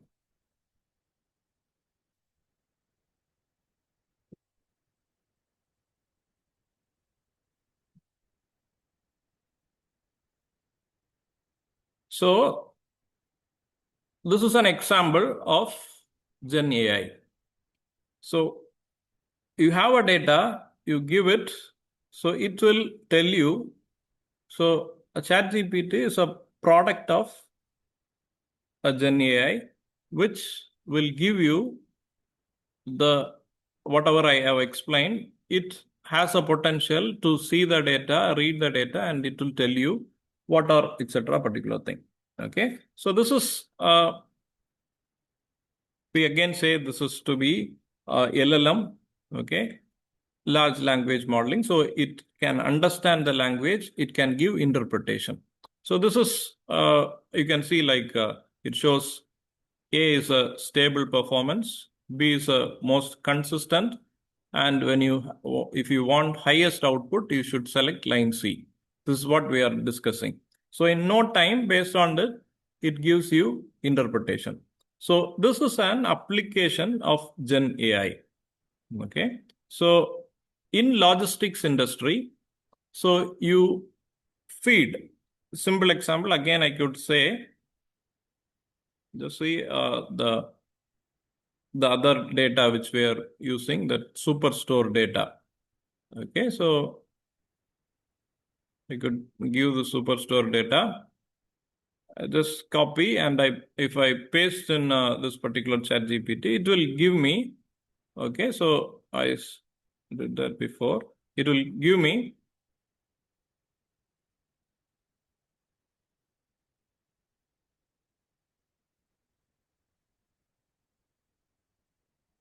so recommended KPIs. Okay, from this data, it will give me recommended KPI of your superstore dashboard. So from the data, it will tell me you can get order fulfillment KPI, you can have inventory sales KPI, you can have customer experience KPI, and whatever explanation we have seen here, it is giving here. Okay, so you can also give, it's saying like geography based KPI, you can produce here. So this is how this is the outcome of Gen AI. So whatever you use, you see, you can have this particular thing. The knowledge what an expert has already been translated to LLM through this particular GPT, that is generative process transformer. This will give you results, and this is going to be implemented in logistics industry also, and this logistics industry will transform into a different level. Simple example, you have documentation. So in export import, documentation is very key, and you have tons of papers and documentation works goes on. So you feed all this data, you ask to the system, so what is the problem in it? So it will tell you these are the issues, and you can rectify it in no time. So this is based on a documentation. So if you want to have a planning, you can do this particular thing through LLM. So what is this LLM? So again, when you say customer experience, you also know about chatbots. So chatbots, it will talk to you and get data. It is training and making chat based on your responses. So this is also a LLM based particular thing, which is a generative AI potential. And when you say transportation, so in transportation, we say like here you can see like DHL. So DHL, for its transportation, it uses GPT. How it does? The same way which we explained. So it gives you the solution of optimization. Okay, so they have documentation work, and I also personally saw the DHL, how they are automating. So every document they run is through this LLM thing, and they compare what is a flaw there, and the GPT will say these are the problems, and with that problem they go for optimization. Okay, so these are the different AI Gen AI models which is used in especially in a distribution center. This is a model, and a generation like route optimization, we could have a generative adversary network thing, and a recurrent neural network. So these are some of the applications using Gen AI. We see this currently in the market. Okay. So finally, guiding principles. So similar to machine learning, the other thing is generative AI, where we all familiar with chat GPT related things. How this chat GPT or GPT is framed is, so GPT is trained based on the same concept of data. With multiple parameters, it is trained. Okay, so with that training, when you give a prompt, that is, we say as prompt engineering, with a prompt, it gives you solution. Okay, so nowadays in SCM also, the task is just prompt engineering. If you could give exact prompt, you will get the solution of planning, execution, etc., etc. So this is the next generation or next type of automation where your critical decisions are entirely translated and it is completely automated through Gen AI. So when this happens, you will see a lot of transformation, especially in the logistics industry, that is export and import documentation field, especially in warehousing. So decisions, when you say like scheduling, routing, etc., everything is going to be taken care by this particular thing. Okay, so this comes to my end of final thing. So what is the application part of AI in warehousing? So with this technology, so what we are speaking in warehousing is, so first, picking robots, where it picks and drops, and it is effectively done, and it is also implemented in many of the OEGs in India even. Then predictive maintenance. So it has also been done where there is no scheduled maintenance of this particular thing. There are different sensors which tell you the level of each and every devices. Okay, so based on it, it will predict at this particular stage you have to do maintenance. So that is called predictive maintenance. So smart warehousing.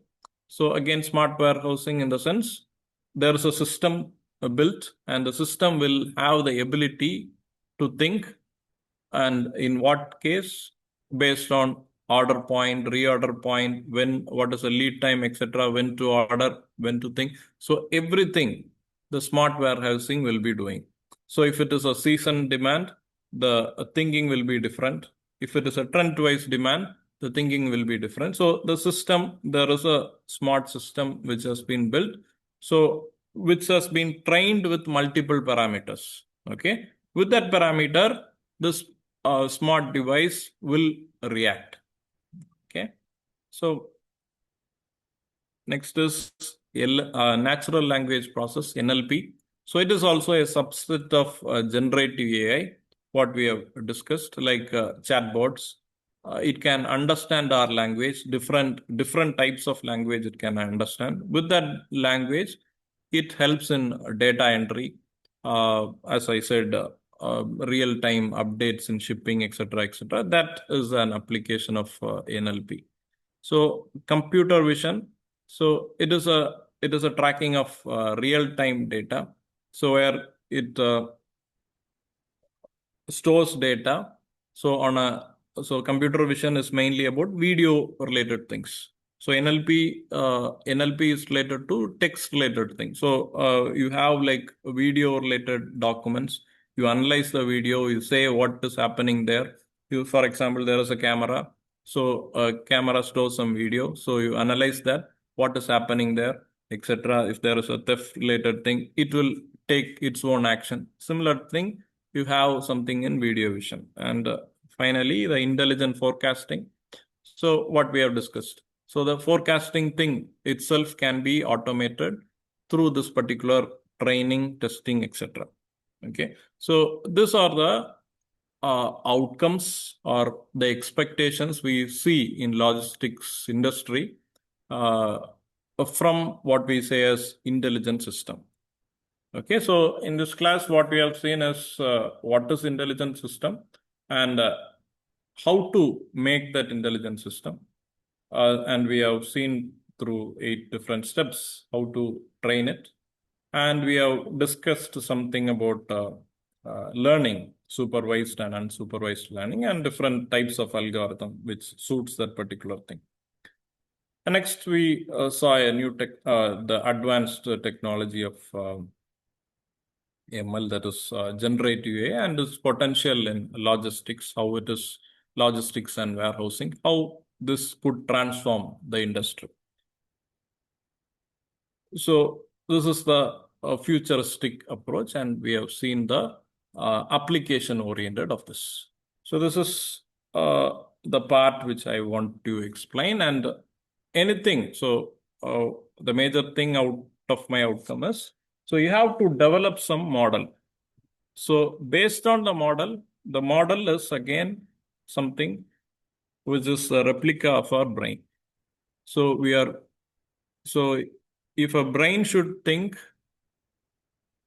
so a person is a knowledgeable person if he has more data, if the data is trained well. Similarly, intelligent system is best when it is trained best. So that is a outcome outset I have to tell you. Okay. So any queries I could answer. And thank you for the opportunity you have given for sharing this knowledge sharing, which I had in supply chain as well as in intelligent system building. It's a good experience for me. Thank you for the organizers again for giving Thank you, me sir. this. Thank you so much. Thank you. Thank you. Ben, and participants, if you have any queries, you can unmute and talk or use the chat.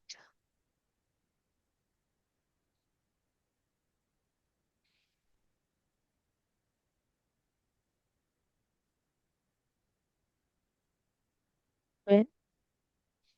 Yes, ma'am. Thank you. Dr. N. Arunfred, thank you sincerely for your enriching and thought-provoking session. Your expertise, clear insight, and practical viewpoint added immense value to today's program. We are grateful for the time you spent with us and the inspiration you have shared. Thank you once again for your remarkable contribution, sir. Thank you. Thank you, sir.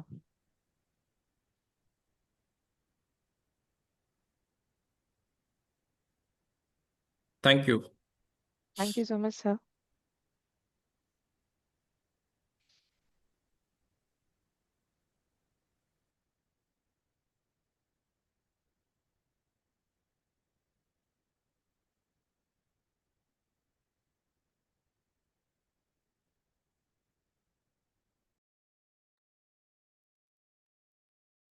Participants, we'll start our next session by 5 o'clock. Please stay connected. Thank you.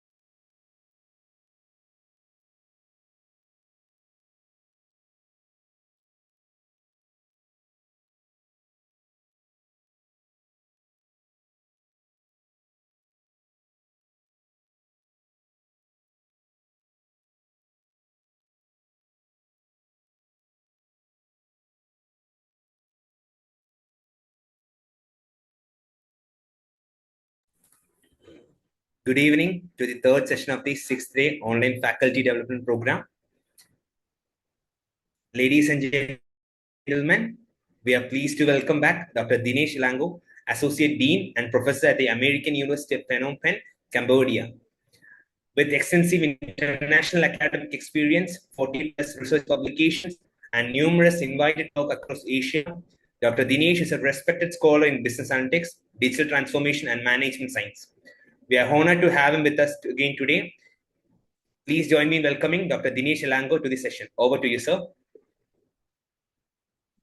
Thank you so much, Mr. Benny. Good evening, everyone. Hope everyone is fine. And also you have, take my session yesterday about the predictive analytics, as well as you have come across with the different AI tools. So I hope you have tried Perplexity, the Pro version. As I mentioned, that's ATAL Thanks app as giving a Pro version for free for 1 year. So hope you have tried to utilize for your research and other AI tool for your analytics. So with the continuation from yesterday, I would like to show some other same method but different type analytics by using AI tool. And also I would like to show a demo of Power BI with a simple data set to use how to visualize as well as for forecasting in a different tools.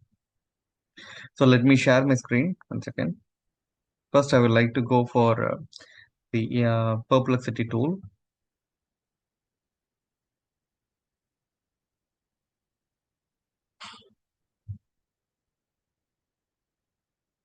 Do you see my screen?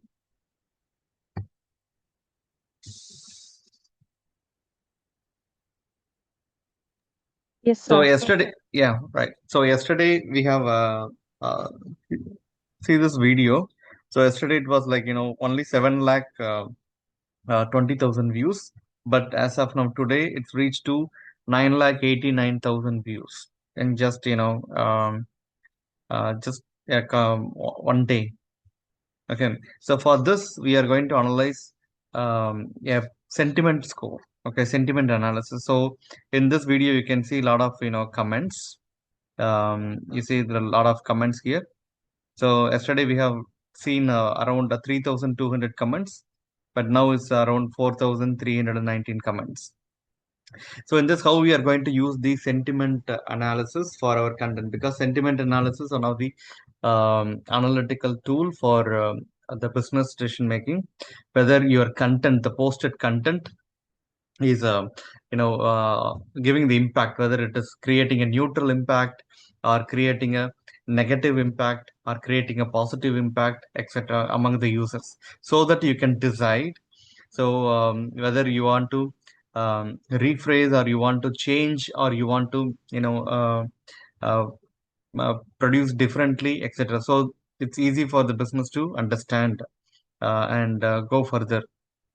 So sentiment analysis among the users based on our the one of the reason that we can easily get from the comment section and the reactions. Okay, so usually Facebook and Instagram, based on the reactions, the thumbs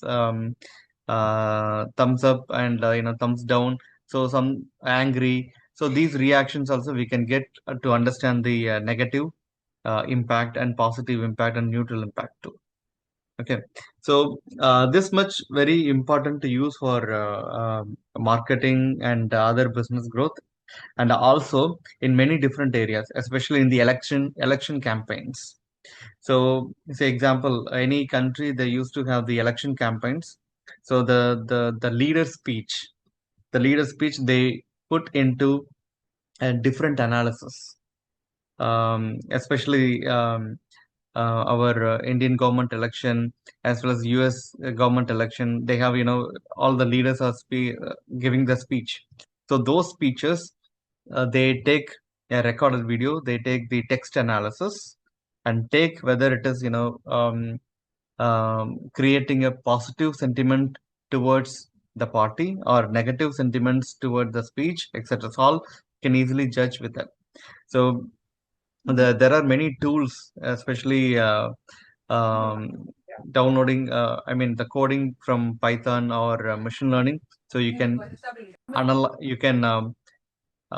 retrieve these comments from YouTube or Twitter or any other social media pages, and you can import, then you can analyze. Okay, but I'm not going to do any programming, and just simply to show a different approach how to download these comments for your analytics. So for this, I just copy this URL, then go to Google, and in Google search, you can just try YouTube comment downloader online. So you can find many online tools for the YouTube comments to download. Okay, and try any one of the link. Okay, let me go for this link and paste your link. So this link only provide a short one and easy to download. Only give 100 comments only. Okay, give only 100 comments. Sorry, give only 100 comments. So whether you want include a comments reply or you want a live chat comments, etc. So all you can decide by yourself which type of comments that you want to export. Also, these platforms, social media platforms, also supported. Okay, like Twitter, Instagram, Facebook, TikTok. So many social media platforms also supported for to download the comments, and then you just click start export process. Once the verification is done, so you can start downloading it. So I have already downloaded this file. So let me share the file to you.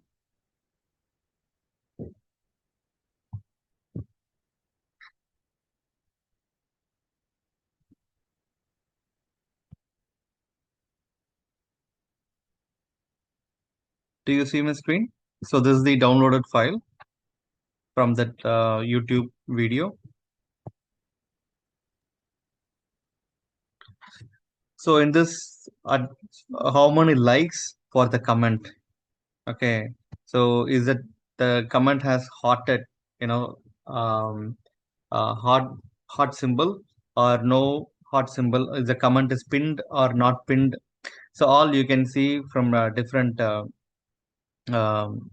columns, and what is the comment about, and who is the profile ID. So this will be random profile ID, so we can't see the ID and comment ID. So the URL for each comment is related to the same video. You can see the same video is a different comment section. The time frame. Okay, and you can see. So it's a handler. So who commented? Which handler they have used to comment, and which date and time. So this is a time material.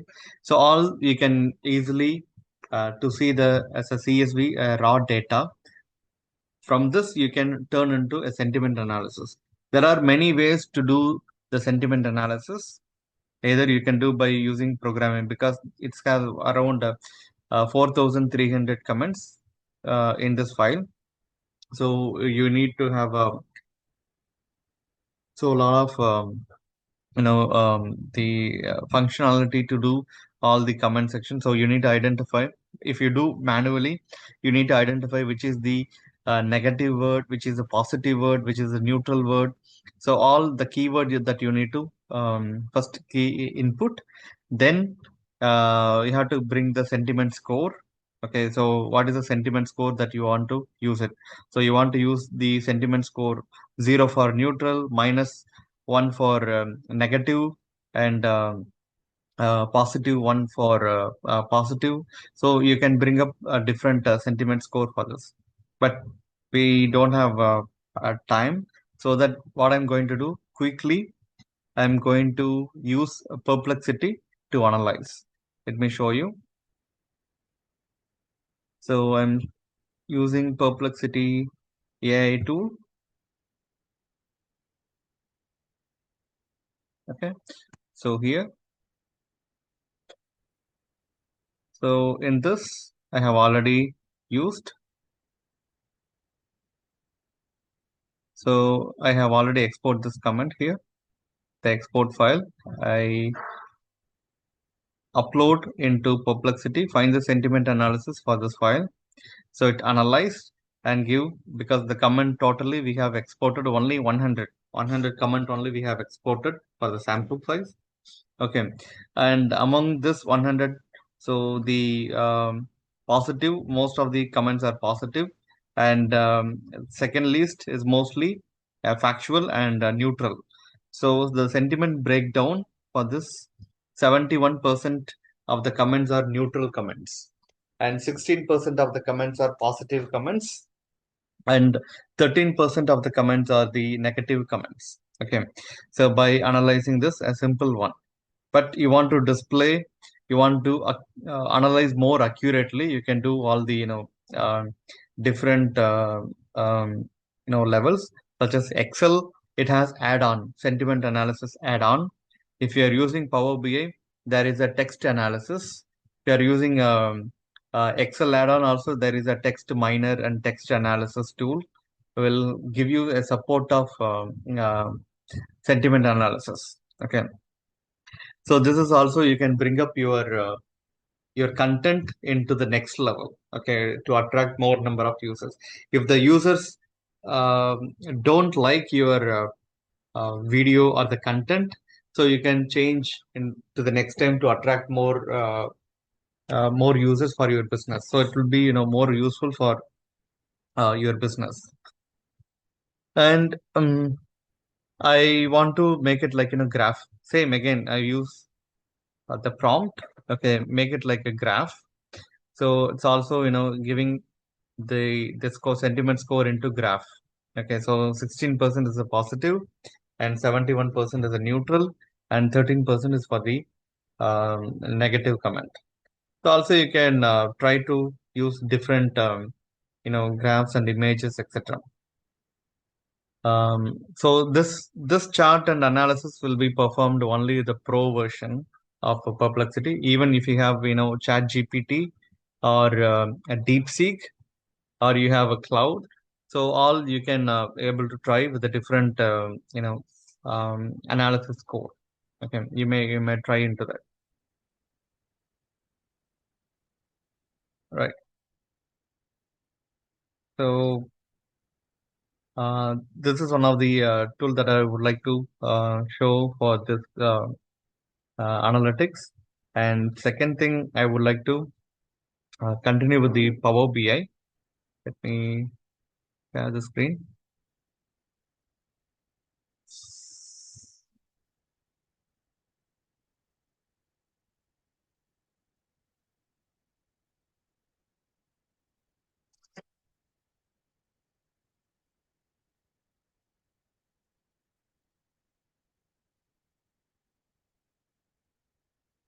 Do you see my screen? Yes, sir. All right. Yeah, thank you. So Power BI is mostly used for the small and medium enterprises for analyzing and visualizing your data into different insights. Okay, so in this, I'm going to bring up a small example. Okay, the overview about Power BI and what is used for, and also going to show some demo with the uh, data. Just yesterday, we have downloaded 10,000 sales records. The same data I'm going to use into Power BI for different insights. Let me. Okay. So what are the feature of business analytical tool like Power BI? So the business analytics tools such as like Power BI, it's easy access data. So you can easily access the data for various purposes, and also you can easily collaborate. So since it is organization based, and if you have official account, not Gmail or Yahoo.com, so no, just official account of any organization, with if you are using Microsoft account related to Microsoft account, then you can easily collaborate with the people. Okay, among your peer members, among your top management, etc. So easy to do the collaboration, and also having advanced analytics. So even you can do a lot of advanced analytics. The third-party application, the small tools also you can import, and you can perform the advanced analytics. Then all will be in a real-time data. So real-time functions and real-time charts and insights you can easily visualize. And very good visualization tool and easy to use. Data governance. So it's very best for using the data, and management decision making, support for the top and the management, and operation efficiency. Since it's a very good tool, so the functionality and everything will be very smoother and easy operations. That's the reason that the many tools for business analytics are um, very popular in the industry, especially Power BI and Tableau.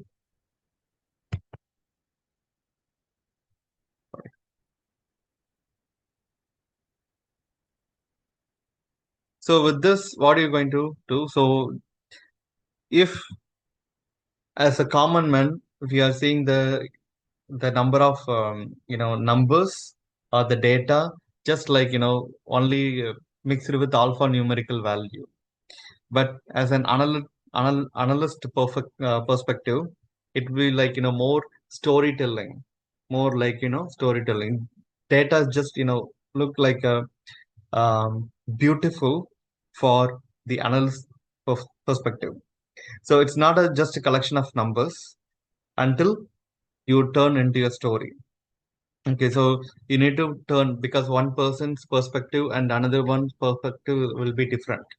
So the same data, but different analysis and different getting different insights will be totally you know good for the easy decision making.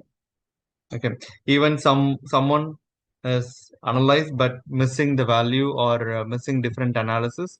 Someone is trying to give a different approach, so that the company can discuss with the top management, and they can analyze so which result or which insight is very good, and then take it forward for the future growth. So there are a lot of analytic softwares in the industry. So as I mentioned, Tableau, Power BI, Clear Analytics,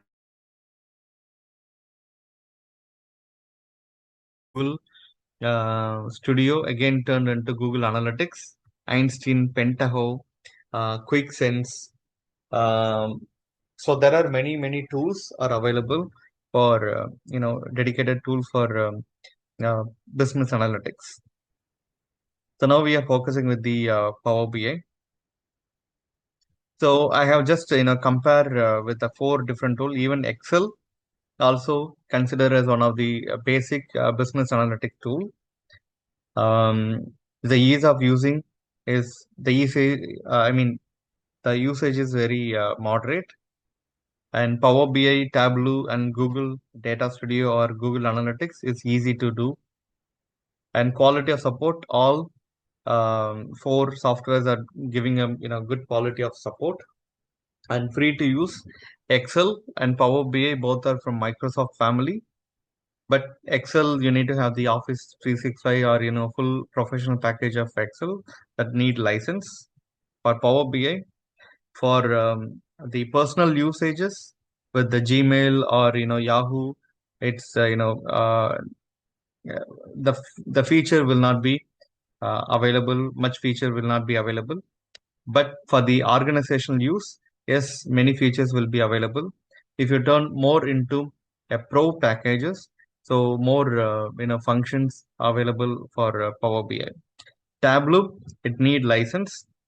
and the cost is $75 per user per month. But whereas Power BI only less than $10 per user per month. So that's a difference for the cost wise, Power BI and Tableau. Google Analytics is absolutely free for the basic experience to gain experience for analytics tools.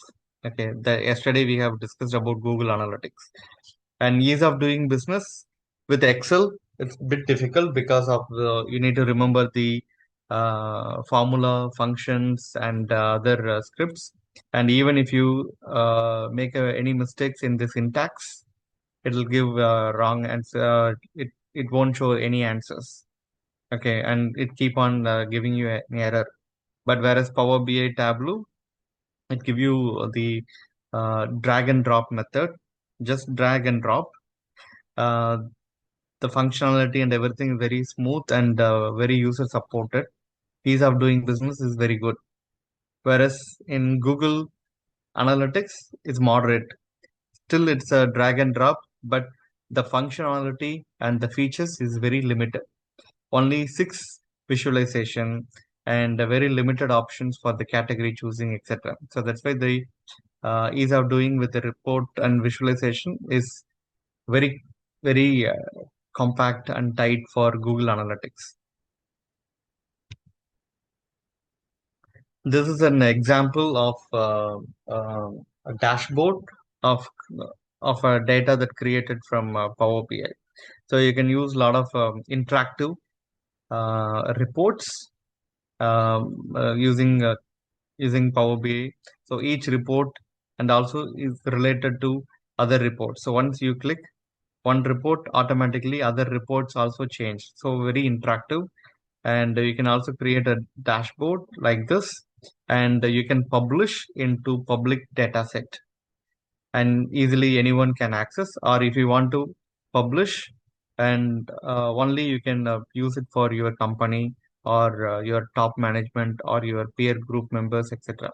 So it is depending on the the usage and showing the results to whom you are going to show the results. Okay, so if you want to publish, you need to have a um, a pro version to publish. Okay, uh, so that you need to pay for publish your report into online or your report into a common public space. Okay, so that's one of the challenge and drawback for Power BI. Even though if you have a organization use license, but when you publish, so you need to have a different pro version for publishing it. Okay, but for internal usages, it's very good to use Power BI dashboards. So as I mentioned, Power BI that comes from the Microsoft family and most popular data visualization and business analytics tool that give a lot of options and features, etc. It's a collection. It's a collection of applications and data connectors and software services used to get data from different data sources and transform data for better analysis. So here it's connect more than 100 different data sources, including PDF, Excel, CSV file, Google Analytics tool. You can connect to SQL, can connect to Azure. So many different data sources you can easily connect. And these data sources, once you connect, and you can get that pull the data from these data source and transform the data into Power BI for ready for analysis. Okay, ready for your analysis. So Power BI have two different versions. One is Power BI Desktop, which is purely to create reports.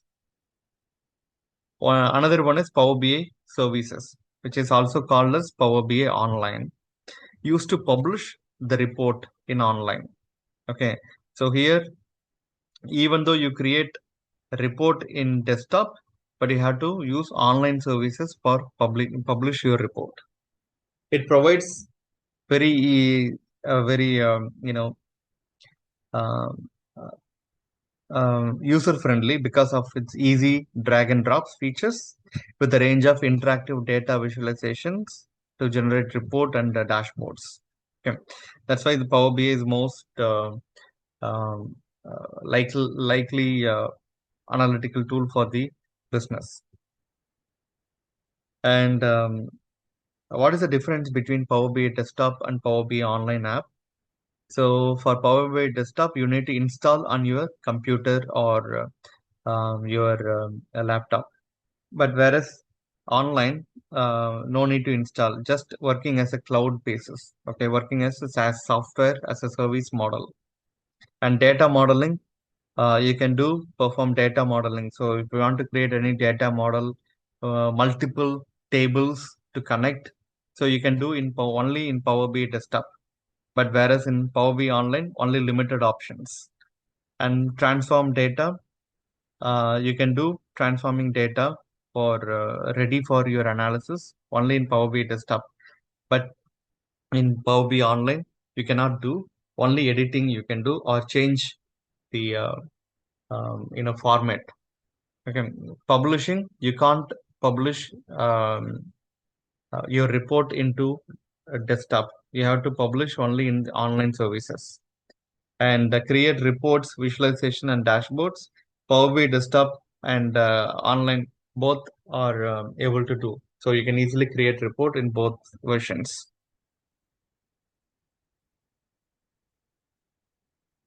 So why the business are using Power BI? As I told, Power BI is easy for using analytics, and the one of the drawback is it can't handle more dense volume of data. For example, Netflix or Airbnb, they have every day they have the big data, the volume, huge volume of data is every day is very huge. So Power BI, if you use Power BI, so it can't able to process and as expected. So it need more powerful system, powerful servers, etc. But whereas Tableau, it can able to handle up to 10 million data, even further beyond that also it can able to handle. So that's a difference for Tableau and Power BI. Maximum features for Power BI is more than 200 visuals. Power BI visuals are from Microsoft. Default visuals are around 30 to 40, but whereas third-party companies visual has more than 200 visuals.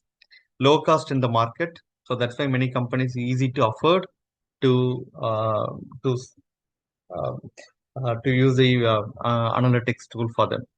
And data connectivity, more than different 100 different data sources. And it's also highly recognized by the analyst and also a Gartner company for Power BI and Tableau.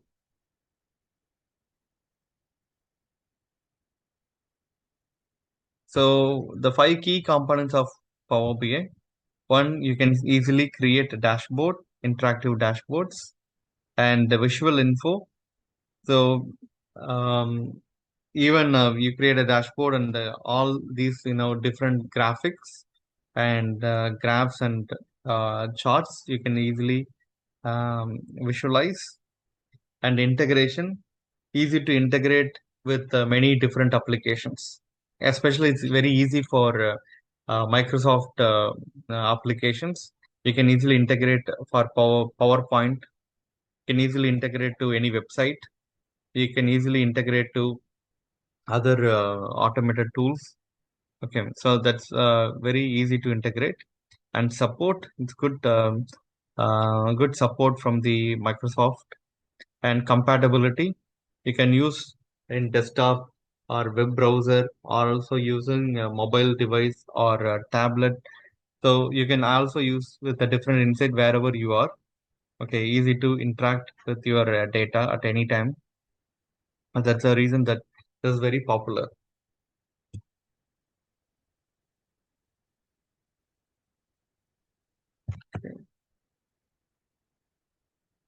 Okay, how Power BI works. So as I mentioned earlier, so it's data from different data sources, especially from Excel, CSV, PDF file, other databases, SharePoint, SQL, or web, or Google Analytics, or uh, any other online services, etc. So all data that import to Power BI desktop or automatically for live if you want to use for live.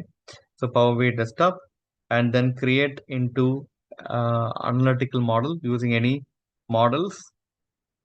And then once you're ready, then create a reports or dashboards.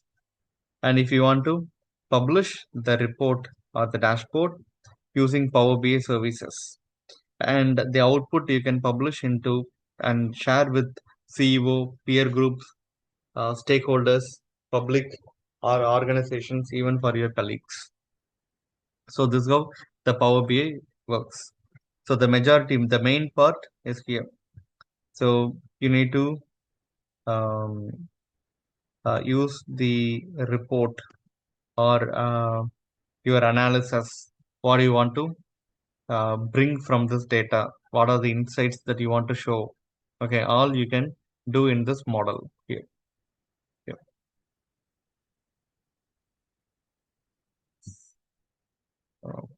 So I'd like to show you some of the example from the yesterday's downloaded data in Power BI.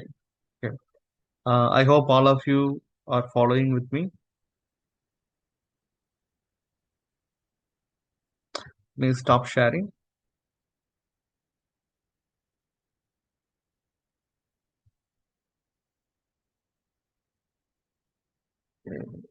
Mm.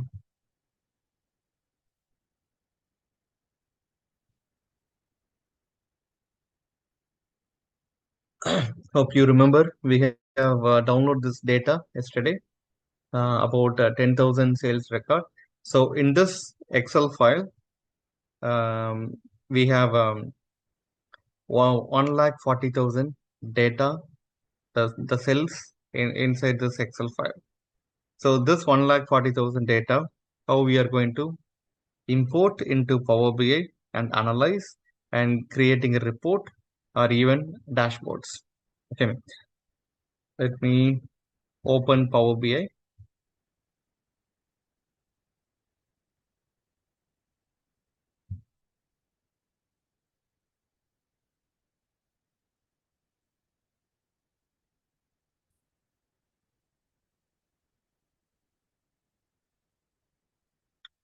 Do you see my screen, Power BI? Yes, we can see, sir. Okay, so this is the Power BI desktop application. So in this, you can see there are a lot of tools, especially in the right hand side. You can see the visualization tools, and in the top you have the tools for transform your data, tools for modeling, insert, and the AI tools. Okay, and power automated apps and modeling tools. Okay, optimizations, and you have view, report view, etc. So in this, we're going to import our data from Excel. Let me import.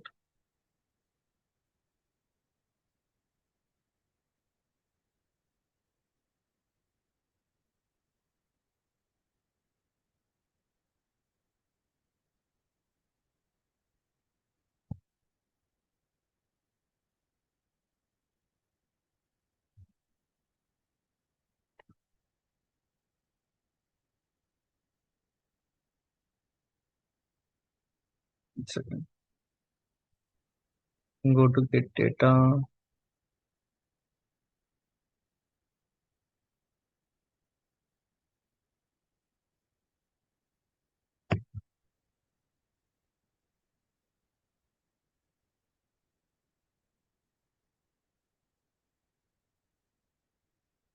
In 1000 sales record.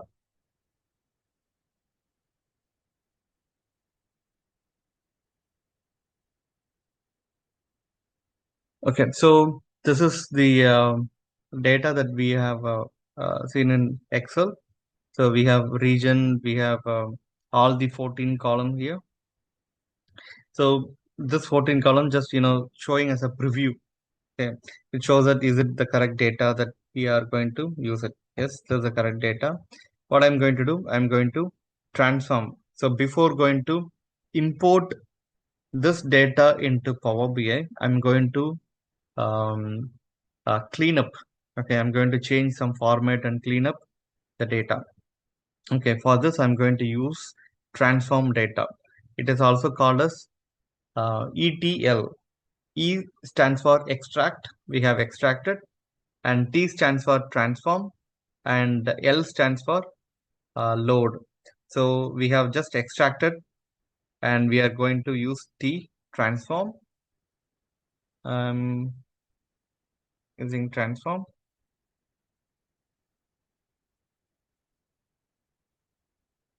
Okay, so this screen is not visible to you. Let me share once again. So it's automatically transformed to Power Query Editor. Do you see the screen? Power Query Editor. Yes. This Power Query Editor is also available in Excel. Okay, Excel also available the Power Query Editor. So in this this Power Query Editor automatically detects what type of our data. So we have the types of our data. So we have text data, and we have a date data type, and we have numerical data type. We have again date format data type, and this is whole number. Okay, whole number data type. This is fraction or decimal number data type. Okay, so these are the decimal number data type. Okay, now I'm going to do some data cleaning. So I don't want to I don't want order ID. Okay, because order ID is unique, so I have nothing to do with order ID. So I'm going to remove this. I'm going to remove this column, order ID, and then these data type are okay. So unit sold is whole number, that's fine.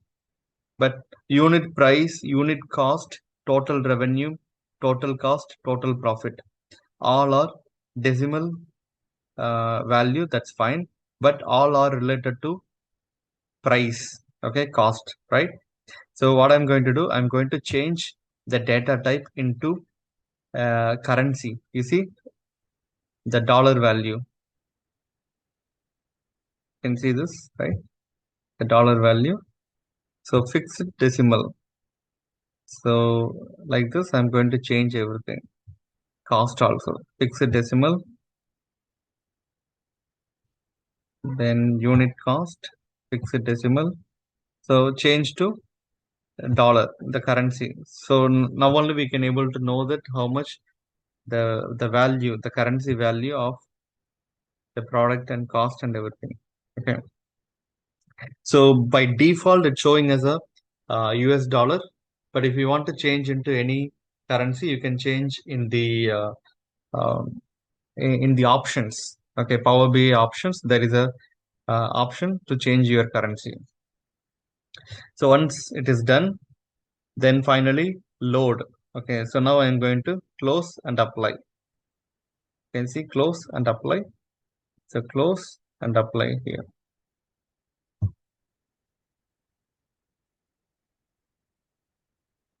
So once I close and apply, it back to Power BI desktop. You can see it's loading. 10,000 sales record is loading.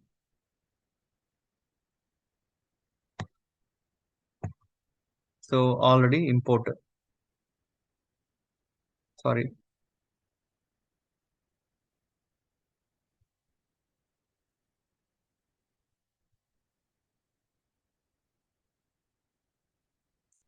Already imported here. And you can see in the right hand side, so we have data tables. Okay. So you can see all the columns, 14 columns are here. Okay, now it's 13 column because we have deleted order ID. So now we have only 13 columns. 13 columns represent as a field. Now I'm going to use a visualization report. So for this, first I'm going to like to take a column chart. So column chart. What I'm going to do, just simply expand this for your view.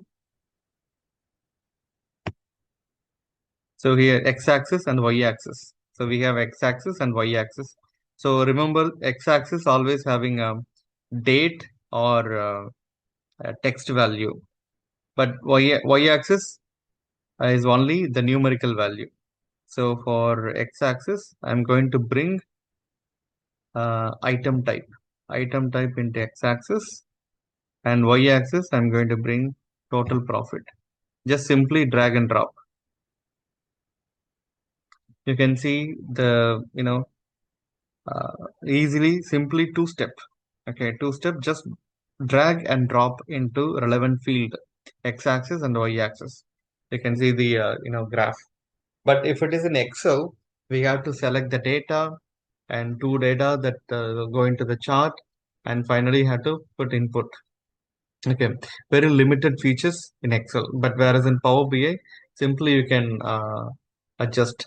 Even if I want to know a selected data, you can see this one. It's an interactive.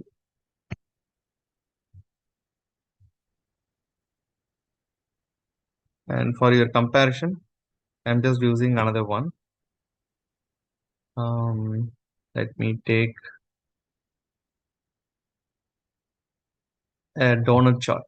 Okay, donut chart. So here, different field, legend, values, details. Okay, different field. So let me take legend into region, and value. Let me take units sold, number of units sold. And see number of units sold in each region. Okay, I want to find only for baby food. You see how it's interactive. I select here. So each, you can easily see the differences. So you can easily also compare. So that's how the analytical tools are supporting for even though even you are creating your report or creating your dashboard or any performing any analysis, you can lively and you can see the differences. If you are not satisfied or if you are not okay with the expected result, you can simply change these at the same time. Okay, so that's how it's very easy. But whereas in other tools, so once you have to run the entire programming or you have to run the entire um, coding and everything, then only you can see the end result. If you want to change anything, again you need to type the coding or you need to do the formula, etc., and you have to change again. So it's consumed a lot of time. But these analytical tools are very simple and reduce a lot of time. So that's a key difference. So it's very um, useful for many business because it saves time, a lot of time. Let me show another example. Go for column chart. I'll show. So here, the same column chart, x-axis and y-axis. So in the previous page one, I have used x-axis as a text format, text type. So now I'm going to use date type. Okay, in x-axis, date type, and in y-axis, same total profit into y-axis. You see, it's year wise. It's year wise 2010, 11, 12 up to 2017 year wise. But whereas here it's a text. Okay. So the same but different category. This is different category. Now I want to show, I want to ask this Power BI AI feature tool how much increase and which categories are increase from 2012 to 2013. Simply right click and go to analyze and ask this Power BI tool explain the increase. Explain the increase. It runs the AI inbuilt AI tool and analyze and give us the result on which segment is increases, which segment is decreases. Okay, the region wise increase and decrease, item type wise increase and decrease, and country wise increase and decrease, the order priority wise increase and decrease, sales channel online and offline increase and decrease, ship date based on the shipping date increase and decrease. So which there are many options the AI feature tool will give us. You can select which one is easy to understand, which one is useful for you. The insight you can get that. Okay. Also, you can change. I don't want this waterfall model. Waterfall model. I want only plot, or I want only the stacked column chart. Okay. Or I want only the ribbon chart. So up to your choice as analyst choice, you can select whatever you want. Also, it shows that in this side, because it's comparing same analyze, but here it shows explain the decrease. In 2013, it's explain the increase. In 2012, it shows explain the decrease. It's automatically compare the uh, uh, the two column right away. The two column each next to each other. It's compare whether it is increase or decrease, so that it gives the results for you.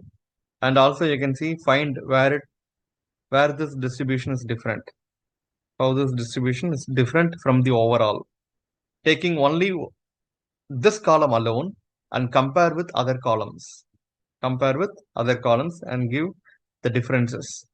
So you want to compare the proportions or not to compare the proportions. So that's how the feature. So it's give a lot of ideas for you, the same data but different idea, different insights to see the results for better understanding. And also you can see the results, how many percentage. For calculating these type of comparisons and percentage in Excel, it takes long time, lot of formulas to use, and lot of time consuming. Okay, but now it's very simple. Just simply you can right click and analyze in a one click.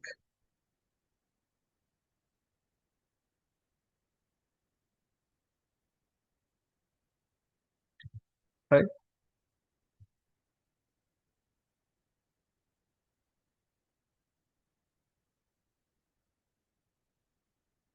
Also, if you want to use the forecasting, let me show you forecasting.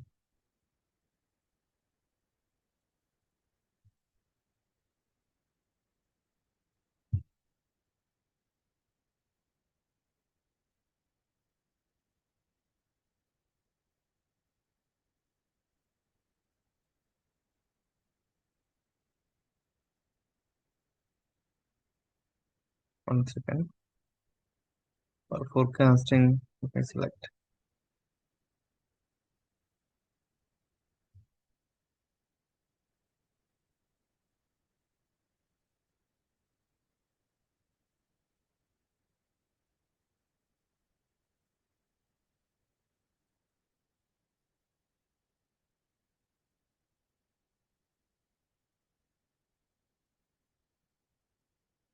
I change it into line chart and then go to visuals.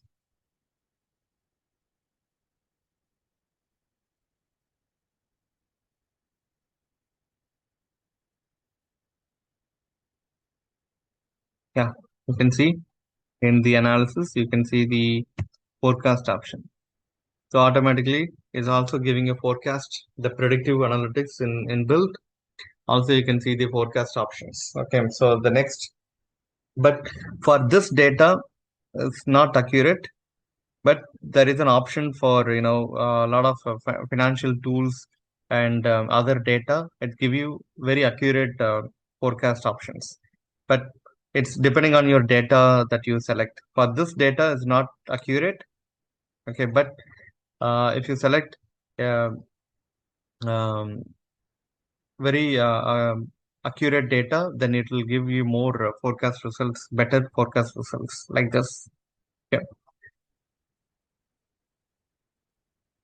And you can see the forecast, the upper limit and lower limit with the median.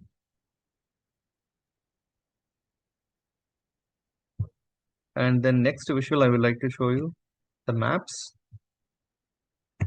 So the maps is easy.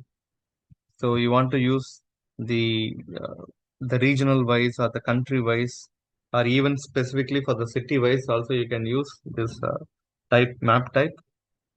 So location. So as I don't have any location coordinates, so but there is one option. This Power BI easily identify country name. So I take this data type as country and drag and drop it to the location field. So it give you which country is in the data and how much. Okay, so we don't know how much. So here going to the value, that is bubble size. Okay, bubble size. Let me take units sold into bubble size. See, so number of units sold, how many units sold, depending on that, it show the small and medium. Or you want sum of units sold, or you want count, change into count distinct. Okay. So based on that, you can see the results.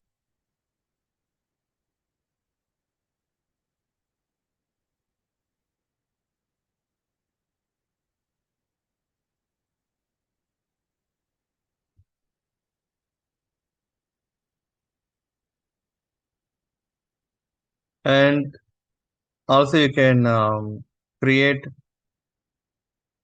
a slicer. Let me show you a slicer. A filter option. Okay. A filter option.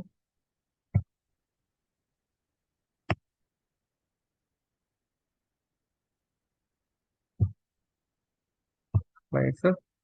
So in the slicer, I'm going to select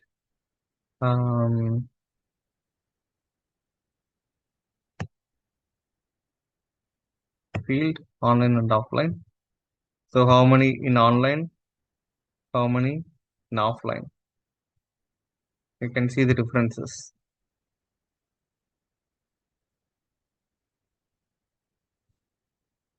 Or I don't want to use this. I want to use into item type. Okay, so I want fruits.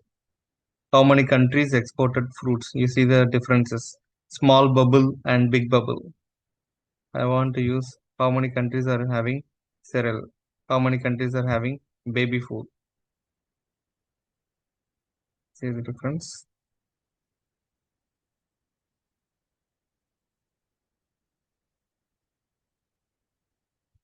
Vegetables, personal care, etc. So this is the use of the filtration, the slicer, and use of key influences.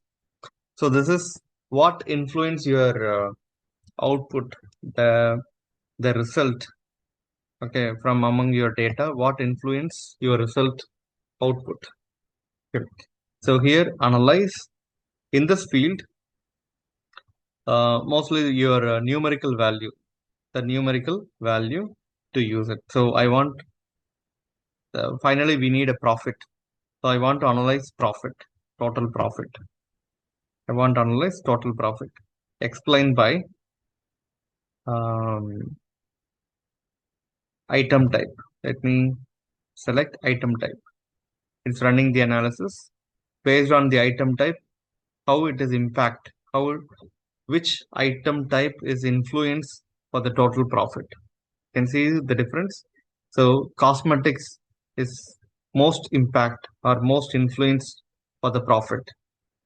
Okay, around 502,000 is increase in the profit for cosmetics alone by average value. So cosmetics, household, office supplies, baby food, cereal, clothes. Okay, so these are the above average value that most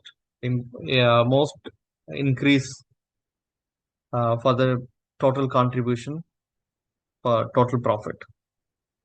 And other than these are below lower segments. You also select what is the decrease. So fruits is very less contribution towards the total profit. Sorry, vegetables is very less contribution towards the total profit.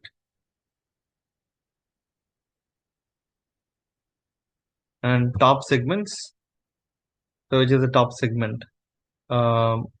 When is the total profit is more likely to be low or high? Okay, high. Which segment? Segment number 2, high. Which segment is 2 and compare with overall, and how much percentage the contribution is to the segment here.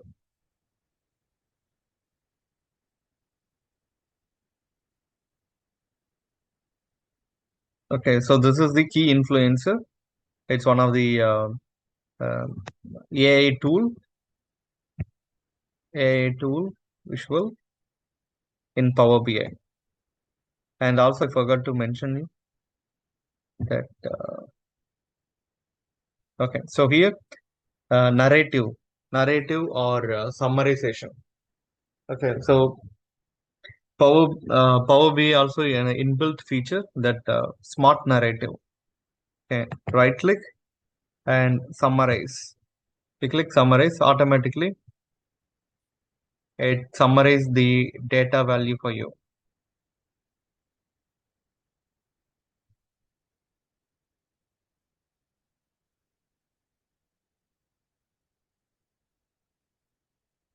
See, it gives the summarization for, so no need to compute again and again. So it gives automatically summarization for you.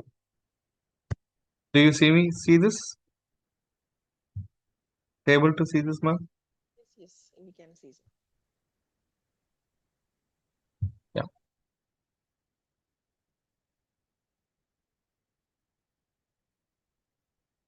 So this is how the AI tool that support very much in Power BI.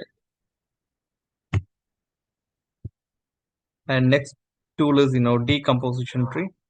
So this AI tool will give a lot of insights like breakdown. Okay, breakdown. Again, I want to break down the total profit into many different areas. So I want to break down by country, explain by country, item type, drag and drop, by order priority, region, and also sales channel. Okay, so I want by item type. So which item type is the highest? Okay, I want household by using region. Which region is the highest? I want Asia. Which channel in Asia? Online and offline. I want online. Which order priority is highest? High order priority in by country wise. South Korea is the top, and Kyrgyzstan, Laos, North Korea, Vietnam. So you can easily break down in one segment to another segment. Okay, and you can see the result, how the chain link that goes. Okay, it's like a decomposition from your result to decompose it to the different area.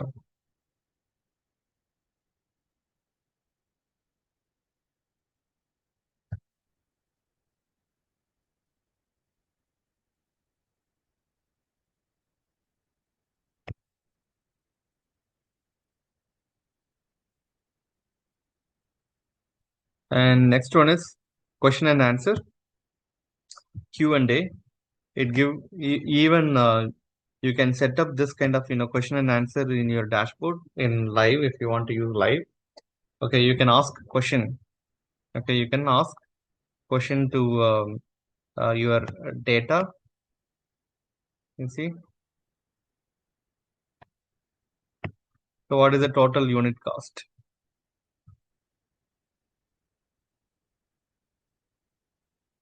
What is total unit cost?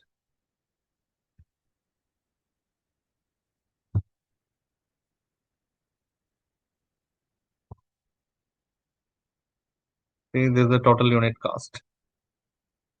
And take some time. So also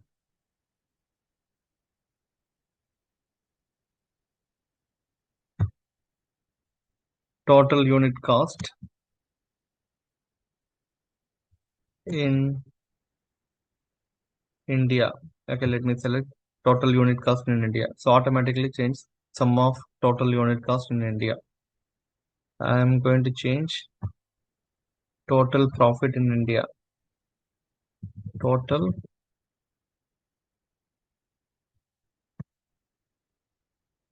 profit. Total profit in India. See, this is the total profit in India. So you also ask question and it give you answer, but the question is related to your data. Okay, not apart from data. So whatever the question you related to ask your data, it provide the answer. Okay, even total profit in India and um, India and Thailand. Okay, in bar chart.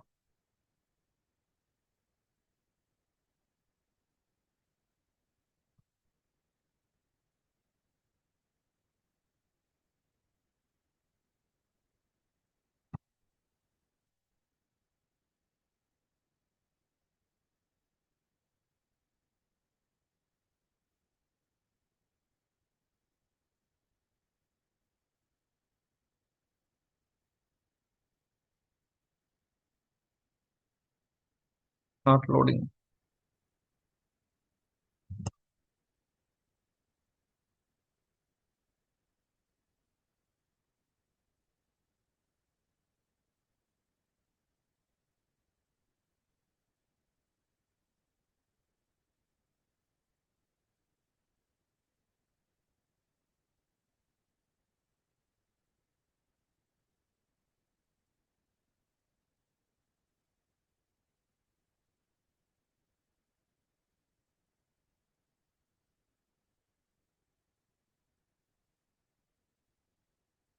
Can see this and another example, total revenue by total profit by total revenue.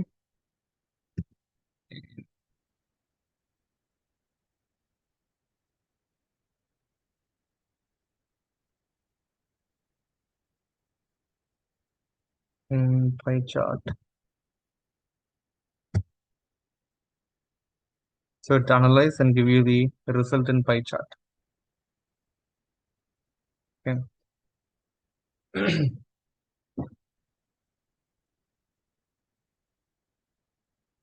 So these are the default visualization that as of now I have showed to you.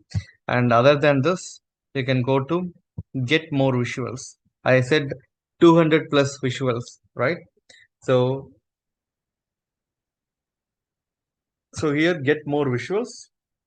In this, you can see there are many visuals from the third party companies. It's also supported for Power BI, all verified and supported for Power BI. And you can see these are the Power BI certified, and some tools from Microsoft, Corporation, the Microsoft Corporation. Some are the third party companies. Okay, that give you more, different options.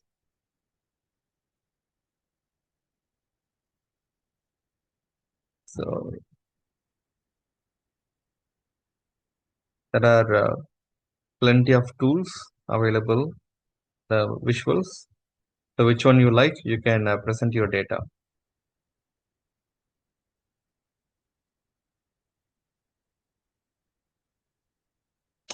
Let me go for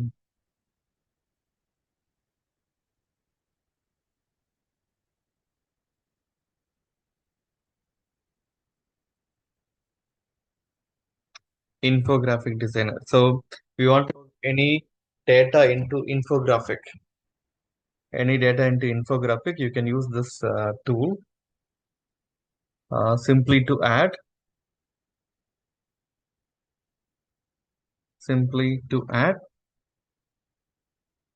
and you can select this. Sorry, you can select this.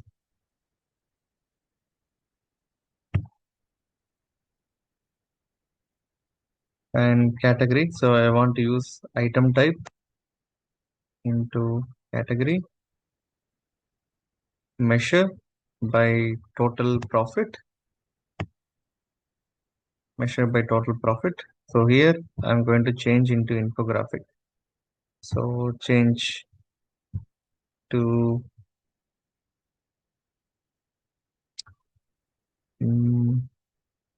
burger. Let's see, burger. So this burger I want to use as a multiple units. You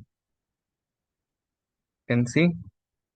So here you can use any images, even if you want to use your let's say your company logo, also you can use, or you want to use human image. I mean, the images like people. Let's say a baby.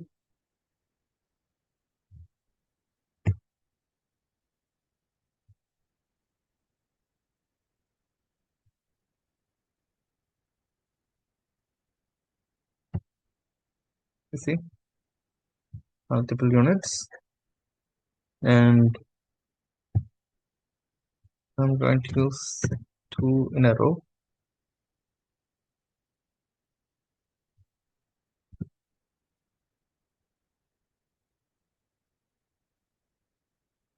Fill percentage. So based on the value,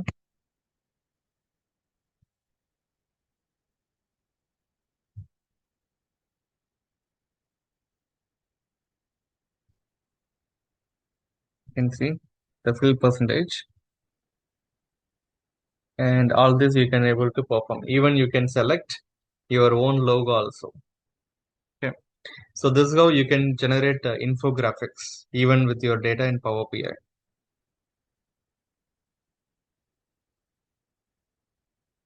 All right.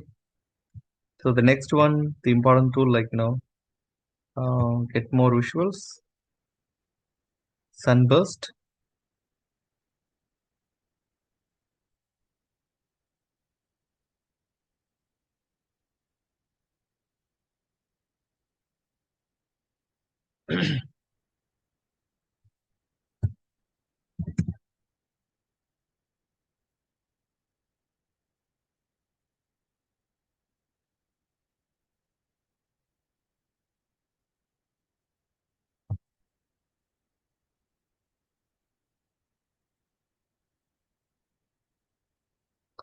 Sunburst.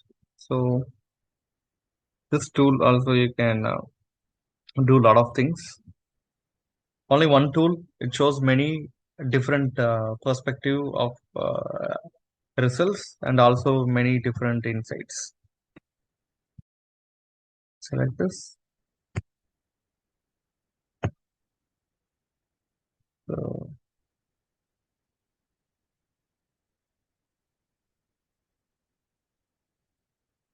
you select item type into category. Measure is total profit. These two. So select this one, automatically changes.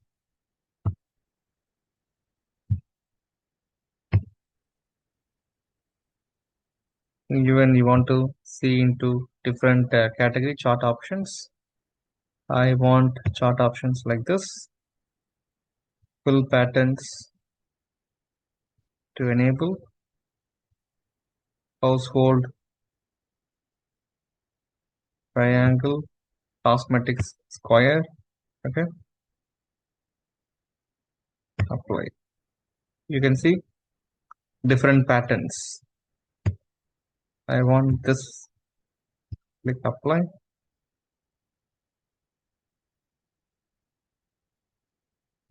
Data colors. You want any data color that you want to choose.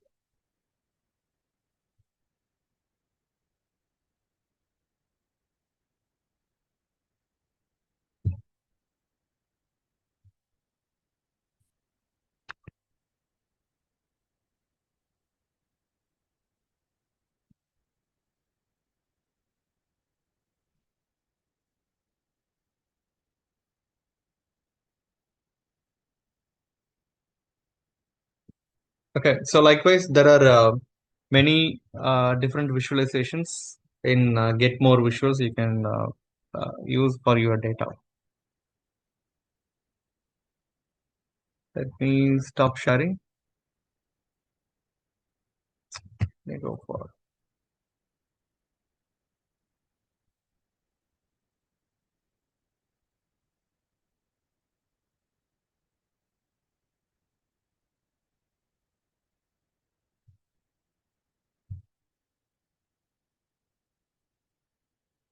Okay, so apart from this, the analytic tool that you can use just for your example, if you want to use for the more analytical tool, you can use chatbot application.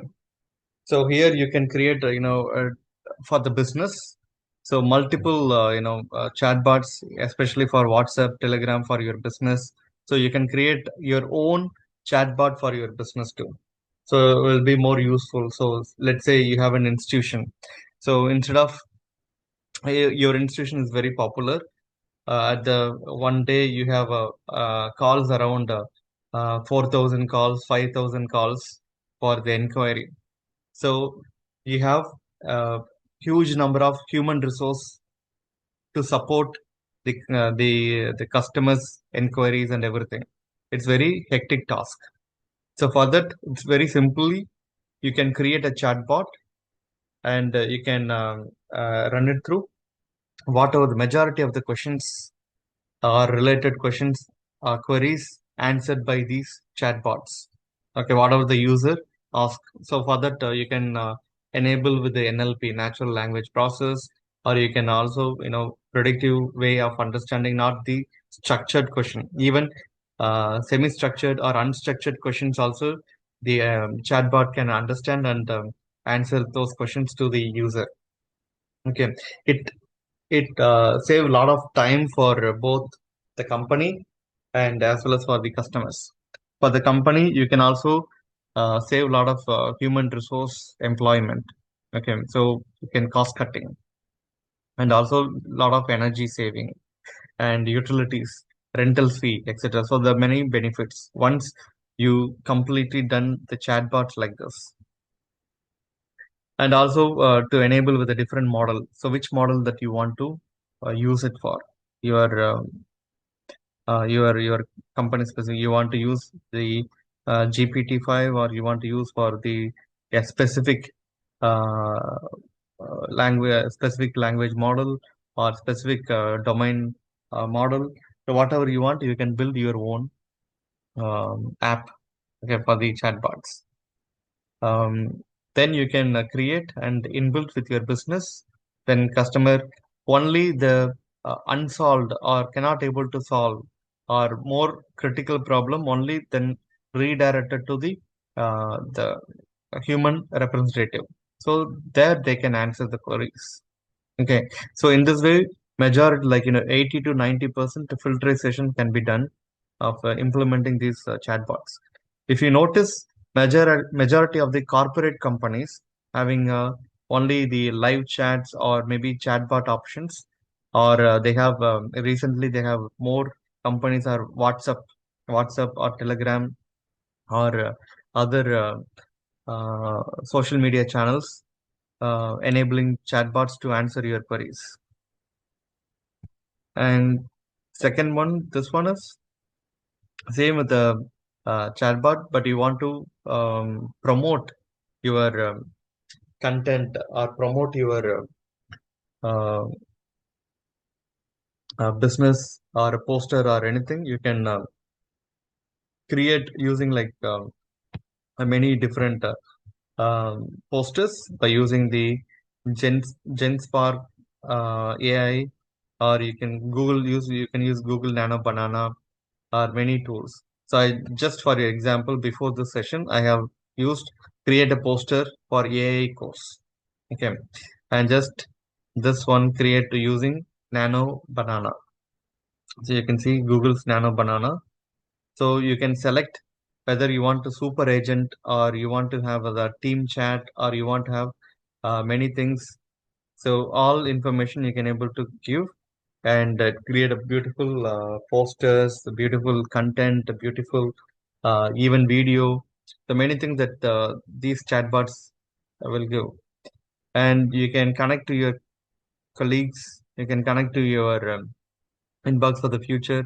Also, you can use it for many different purposes. Analyze your data or many things you can able to perform. And one more thing is the academic papers for the predictive, majority you are the academic group. So you have to use the researchers. So this paper, the connected papers, is very good for um, the link to one research to another research paper. So it's easily create a lot of connections, the relevancy for your research to another research. Why I'm saying this? Because this is also one of the AI tool in the backbone and with the connected of billions of paper in the internet that we connected to each other. And even also you can connect with the many different authors, the same author, but different papers. Very useful for the research. So this also can be used for many different way of the analytics of uh, getting for your research. Okay, just an example. I'm giving a predictive analytics. And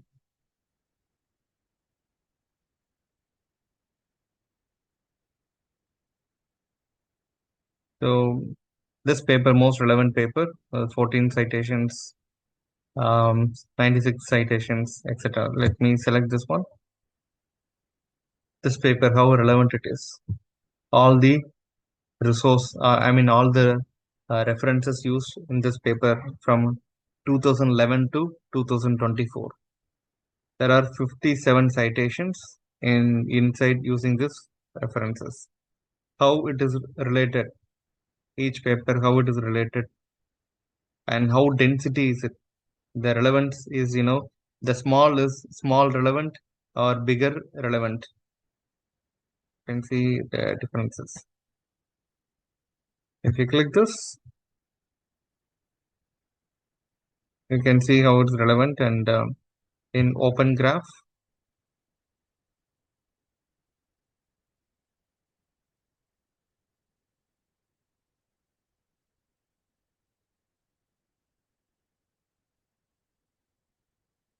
How it is relevant to each other. each papers. So it's very easy for to analyze for your paper or the research.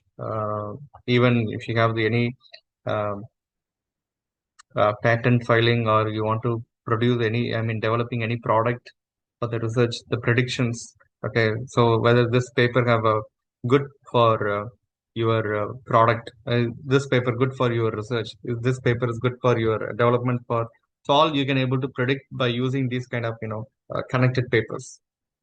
Yep. So if you have any questions, please let me know that. So that's all from me.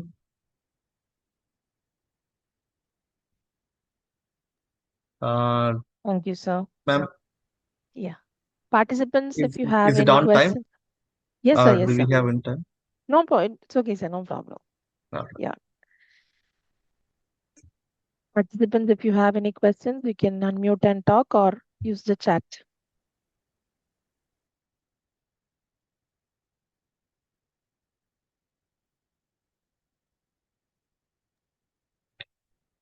What's the time, ma'am? There?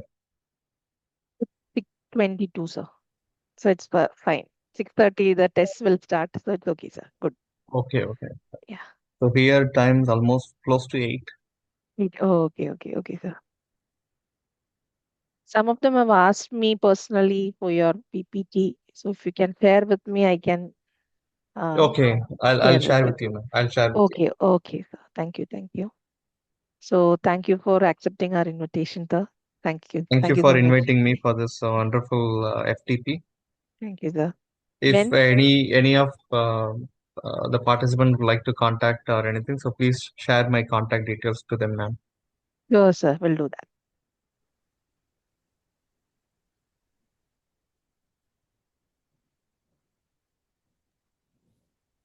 Ben, yes, you can. Yes, ma'am. Thank you very much, Dr. Dinesh Lango, for taking the time to be with us once again and for delivering such an insightful and thought-provoking session. Your depth of knowledge, international perspective, and practical clarity have truly added immense value to today's program. We sincerely appreciate your willingness to share your expertise with us and for enriching our learning experience. Thank you once again for your time, guidance, and impactful contribution. Thank you, sir.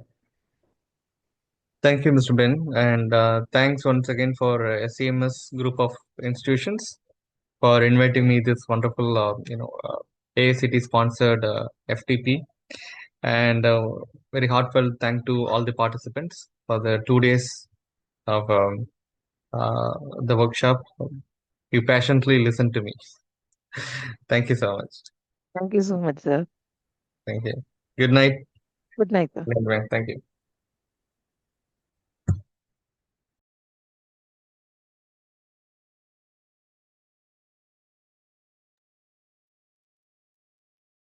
Participants, we can fill the feedback forms, which will be available in the chat and also in the WhatsApp group. 6:30 onwards, the test link will be active.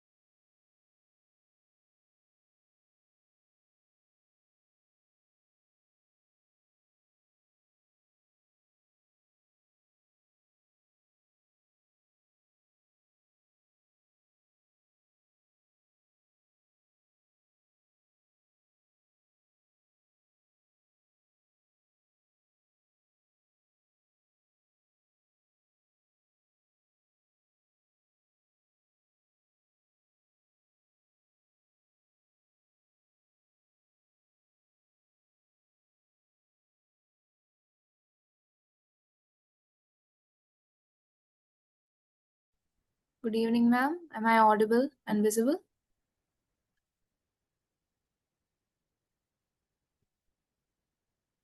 Okay, thank you, ma'am. Good evening to everyone present here. On behalf of SAMS Cochin School of Business, I warmly welcome you all to the valedictory session of the ATAL Faculty Development Program. Today marks the sixth and final day, and over the past week, we have had the privilege of learning from distinguished experts, engaging in meaningful discussions, and exploring new perspectives in our respective domains. As we officially close this enriching journey, it is my honor to begin today's proceedings by inviting a respected academic leader. I respectfully Dr. Baiju Radhakrishnan, Group Director, SAMS Cochin School of Business, to address the gathering and share a few words about the FDP. Sir, the platform is yours.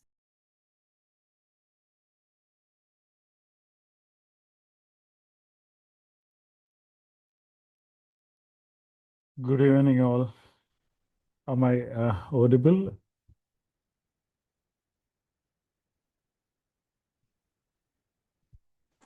Yes, Am sir. I? Okay, Yes, sir. okay, okay, great. Very good evening to all participants here, distinguished speakers, industry experts, and others joining us in this valedictory session. It's my pleasure to talk to you on this valedictory session on the FDP on building predictive AI models for route optimization and emerging technology practices in smart manufacturing. This program, as I understand, represented a forward-looking initiative at a time when artificial intelligence, data-driven decision-making, and Industry 4.0 technologies are redefining the contours of manufacturing and supply chain ecosystems. In today's manufacturing landscape, which demands agility, precision, and intelligence, predictive AI models have become indispensable for achieving optimal routing, reducing downtime, improving resource utilization, and enhancing responsiveness. As academicians, educators, and researchers, it becomes our responsibility to remain at the forefront of these technological advancements so that we can meaningfully contribute to the skill development of future professionals. This FDP, I'm sure, brought together a rich blend of academic insights and practical perspectives, offering all participants hands-on exposure to models, tools, and technologies that are shaping the modern industry. Over the past 6 days, you have engaged with experts who walked you through cutting-edge practices, real-world applications, and emerging research directions. I'm sure all participants could collaborate actively on this platform, share experiences, and make the most of this platform for knowledge exchange. I extend my heartfelt appreciation to the AICTE for supporting such an initiative, to our resource persons for their valuable expertise, and to the organizing committee, especially the previous HOD of our analytics department, Dr. Suleifa, the current HOD, Dr. Maya Jobi, and the team for their meticulous efforts in bringing this program to success. Thank you, and once again, and wish you all a wonderful evening. Thank you. Thank you so much, sir, for your inspiring and motivating words. We will now move on to the feedback segment. If any of the participants would like to share your thoughts, experiences, or suggestions regarding this 6-day FDP, please feel free to unmute and share.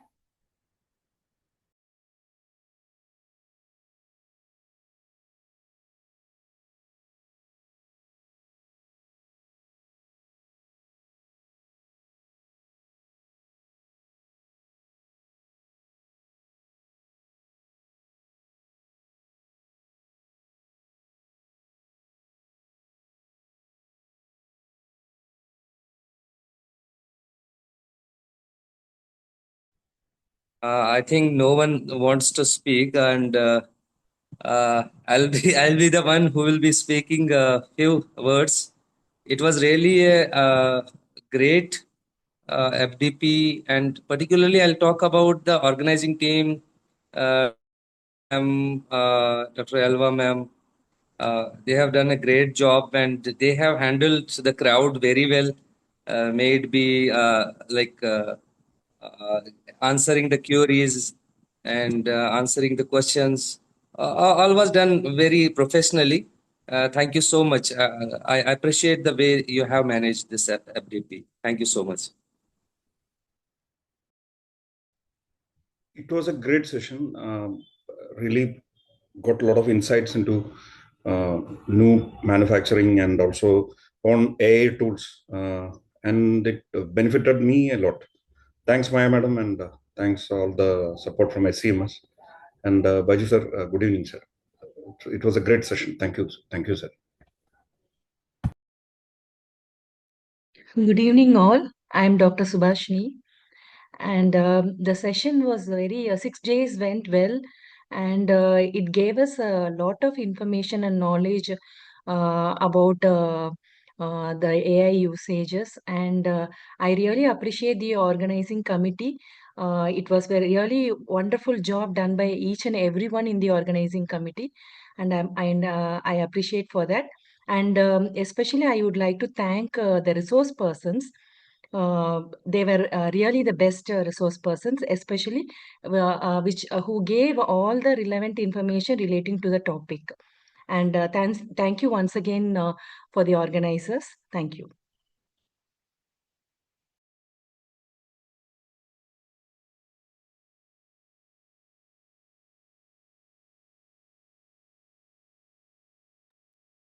Thank you so much for those valuable reflections and suggestions. We truly appreciate your input. To officially express our gratitude, I now invite Ms. Elva Ajit to deliver the vote of thanks.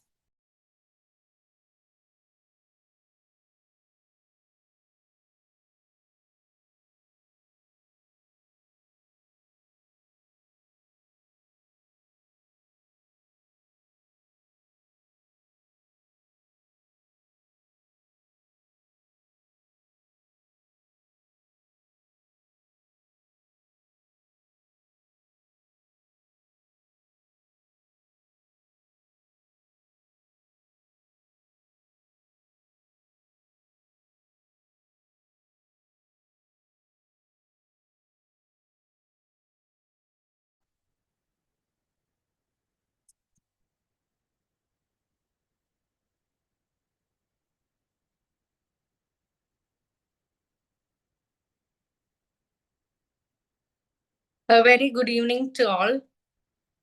Is it audible? Yes, ma'am.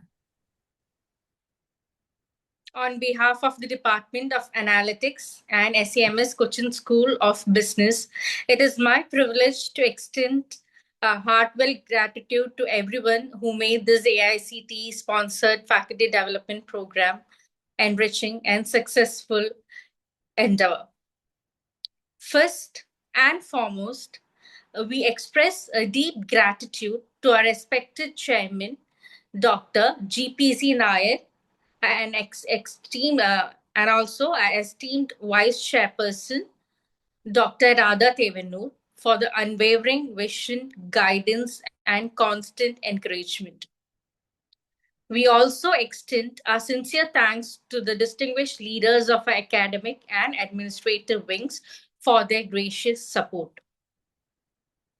Our registrar and group director, Dr. Indu Nair, group director, Mr. Pratik Nair, group director, Dr. Praveen Sal, group director, Dr. Praveena K, and the principal of SSTM, Dr. Lakshmi Mahesh. Their presence and support have been a source of immense motivation. A special note of appreciation is due to our group director, Dr. Baiju Radhakrishnan, for his unwavering support and for extending institutional support throughout the organization of this FTP. Heartfelt thanks also to the AICTE and ATAL Academy for sponsoring this program and for their sustained efforts in promoting faculty development in cutting-edge domains such as artificial intelligence and smart manufacturing. Sincere appreciation is also due to all the eminent speakers of the FDP for their insightful deliberations, rich case illustrations, and generous sharing of expertise, which have significantly enhanced the knowledge base and pedagogical capabilities of the participants. A special word of appreciation is reserved for the organizing committee and coordinators, especially Dr. Maya Jobi, the core coordinator for meticulous planning, seamless coordination, and diligent follow-up throughout the conduct of this FDP. Your tireless efforts were instrumental in ensuring the smooth and effective execution of this program. Our heartfelt thanks are extended to all the participants for their enthusiasm and engagement, thoughtful questions, and active interaction across all the sessions. Your participation has truly enriched the discourse and fulfilled the purpose of this FDP. Finally, we thank all the members of the organizing committee, technical team, and supporting staff for their behind-the-scenes contribution, which enable this FDP to run seamlessly. Thank you all once again for the presence and support. We look forward to many more such meaningful academic collaborations in the future. Thank you.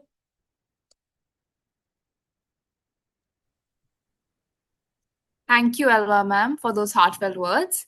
With that, we come to the conclusion of the ATAL Faculty Development Program.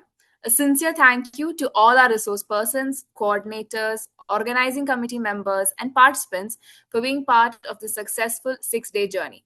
I am Safna Wike from SCMS Cochin School of Business signing off. Wishing everyone a wonderful evening ahead. Thank you all, and we hope to meet again in future programs. Thank you.